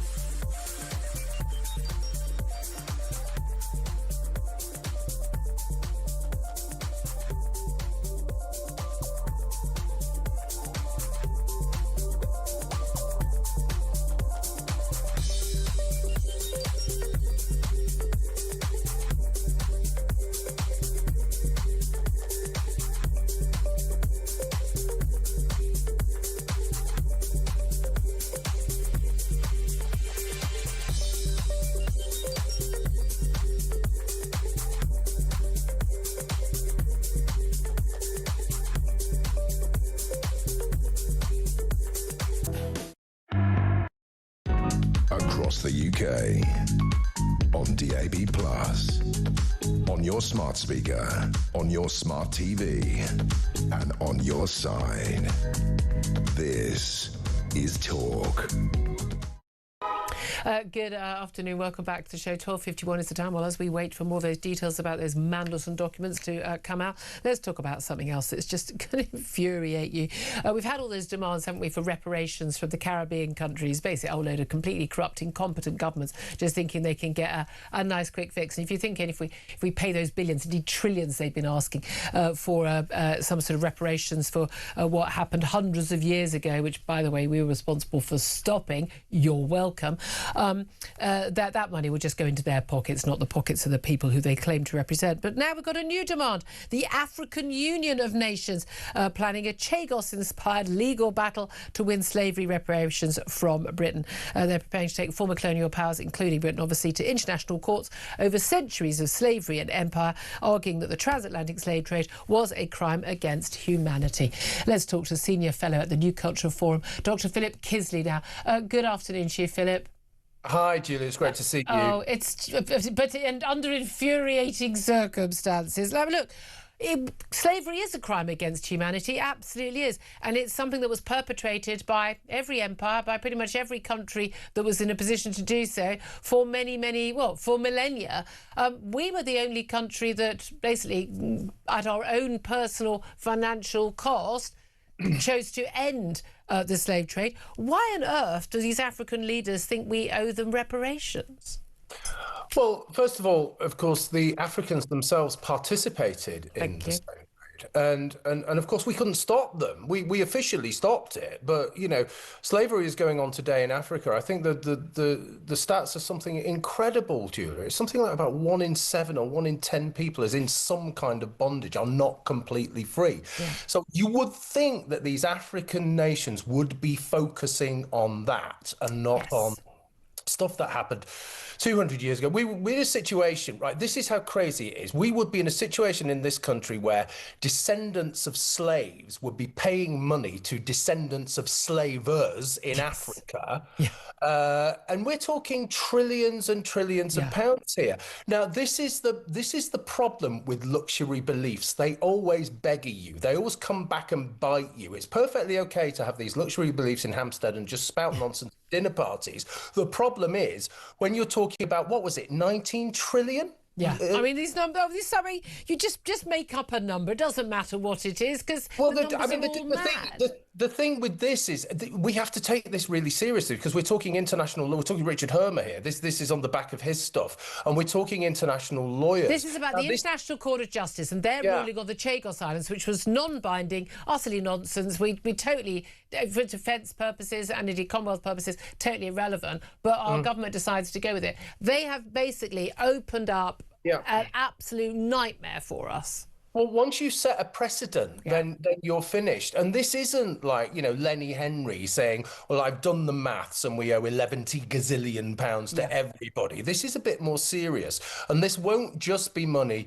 This will be aid. This will be funding. This will be developmental stuff. This is very, very deep and complex stuff. Well, the people who are the leaders who are making those claims will be claiming that. But as we know, the reason why Africa is largely in a pretty bad state, many African nations, is because of kleptocratic, utterly corrupt, utterly incompetent sectarian leaders, rather than what happened under colonial years, which, yes, absolutely was bad for those countries lots of ways, but also, and again, you travel around the world and you go to different countries which had different colonial masters, for want of a better word, you can see very, very differences in how those countries have turned out.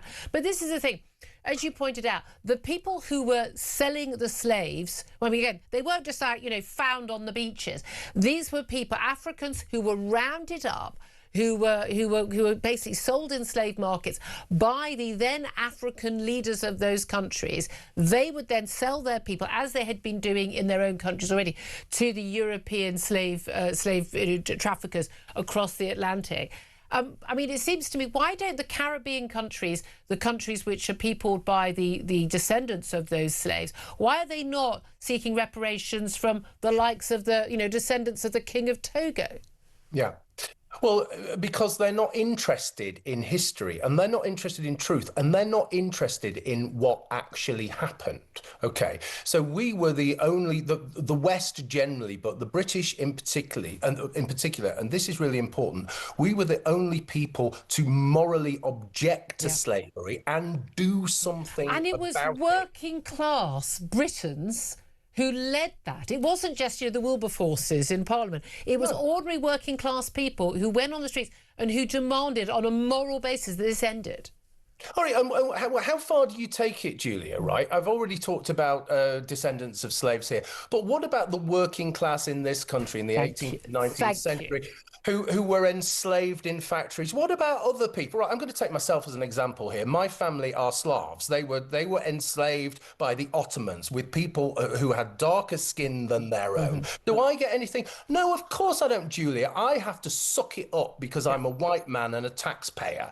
And that is really essentially the problem. You cannot audit, I'm a historian, right? You cannot audit history. It doesn't work like that. History is messy. It's not good versus bad. If you do want to take that, go down that route, and you do want to take that line, then we were overwhelmingly good. If you look at what happened in Africa, okay, in terms of life expectancy, in terms of infant mortality, in terms of medical developments, in terms of cleanliness, in terms of education. I could go on and on and on. Viewers know this, okay, but it's a really important point. I would also say, Julia, that in terms of what is happening now, we have suffered from mass immigration for the last 30 plus years, and we see it in terms of economically, we see it in terms of crime, we see it in terms of the nation changing in a very detrimental way. Do we get reparations for that? But I don't think we do. Very fair point. Oh, Philip Sisley, pleasure to talk to you. Dr. Sisley there.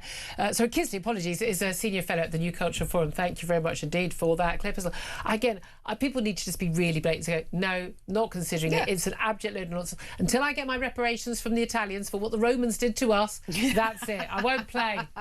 And you think these are the African nations that keep sending me emails to tell me that there's an undisclosed amount of money in a bank account? Isn't that your uncle? I think you'll find that's your long-lost uncle uncle or my cousin. Yeah, but I've travelled a lot around the world. I've travelled a lot in Africa, and I think the main problem these countries have is not what happened 200 years ago. It's the people they are electing right now who are endemically corrupt. If your president has got a palace and a private jet, there's a giveaway that he's probably the problem right now, not what happened 200 years ago. It's just extraordinary. Not a single penny, not one, not one.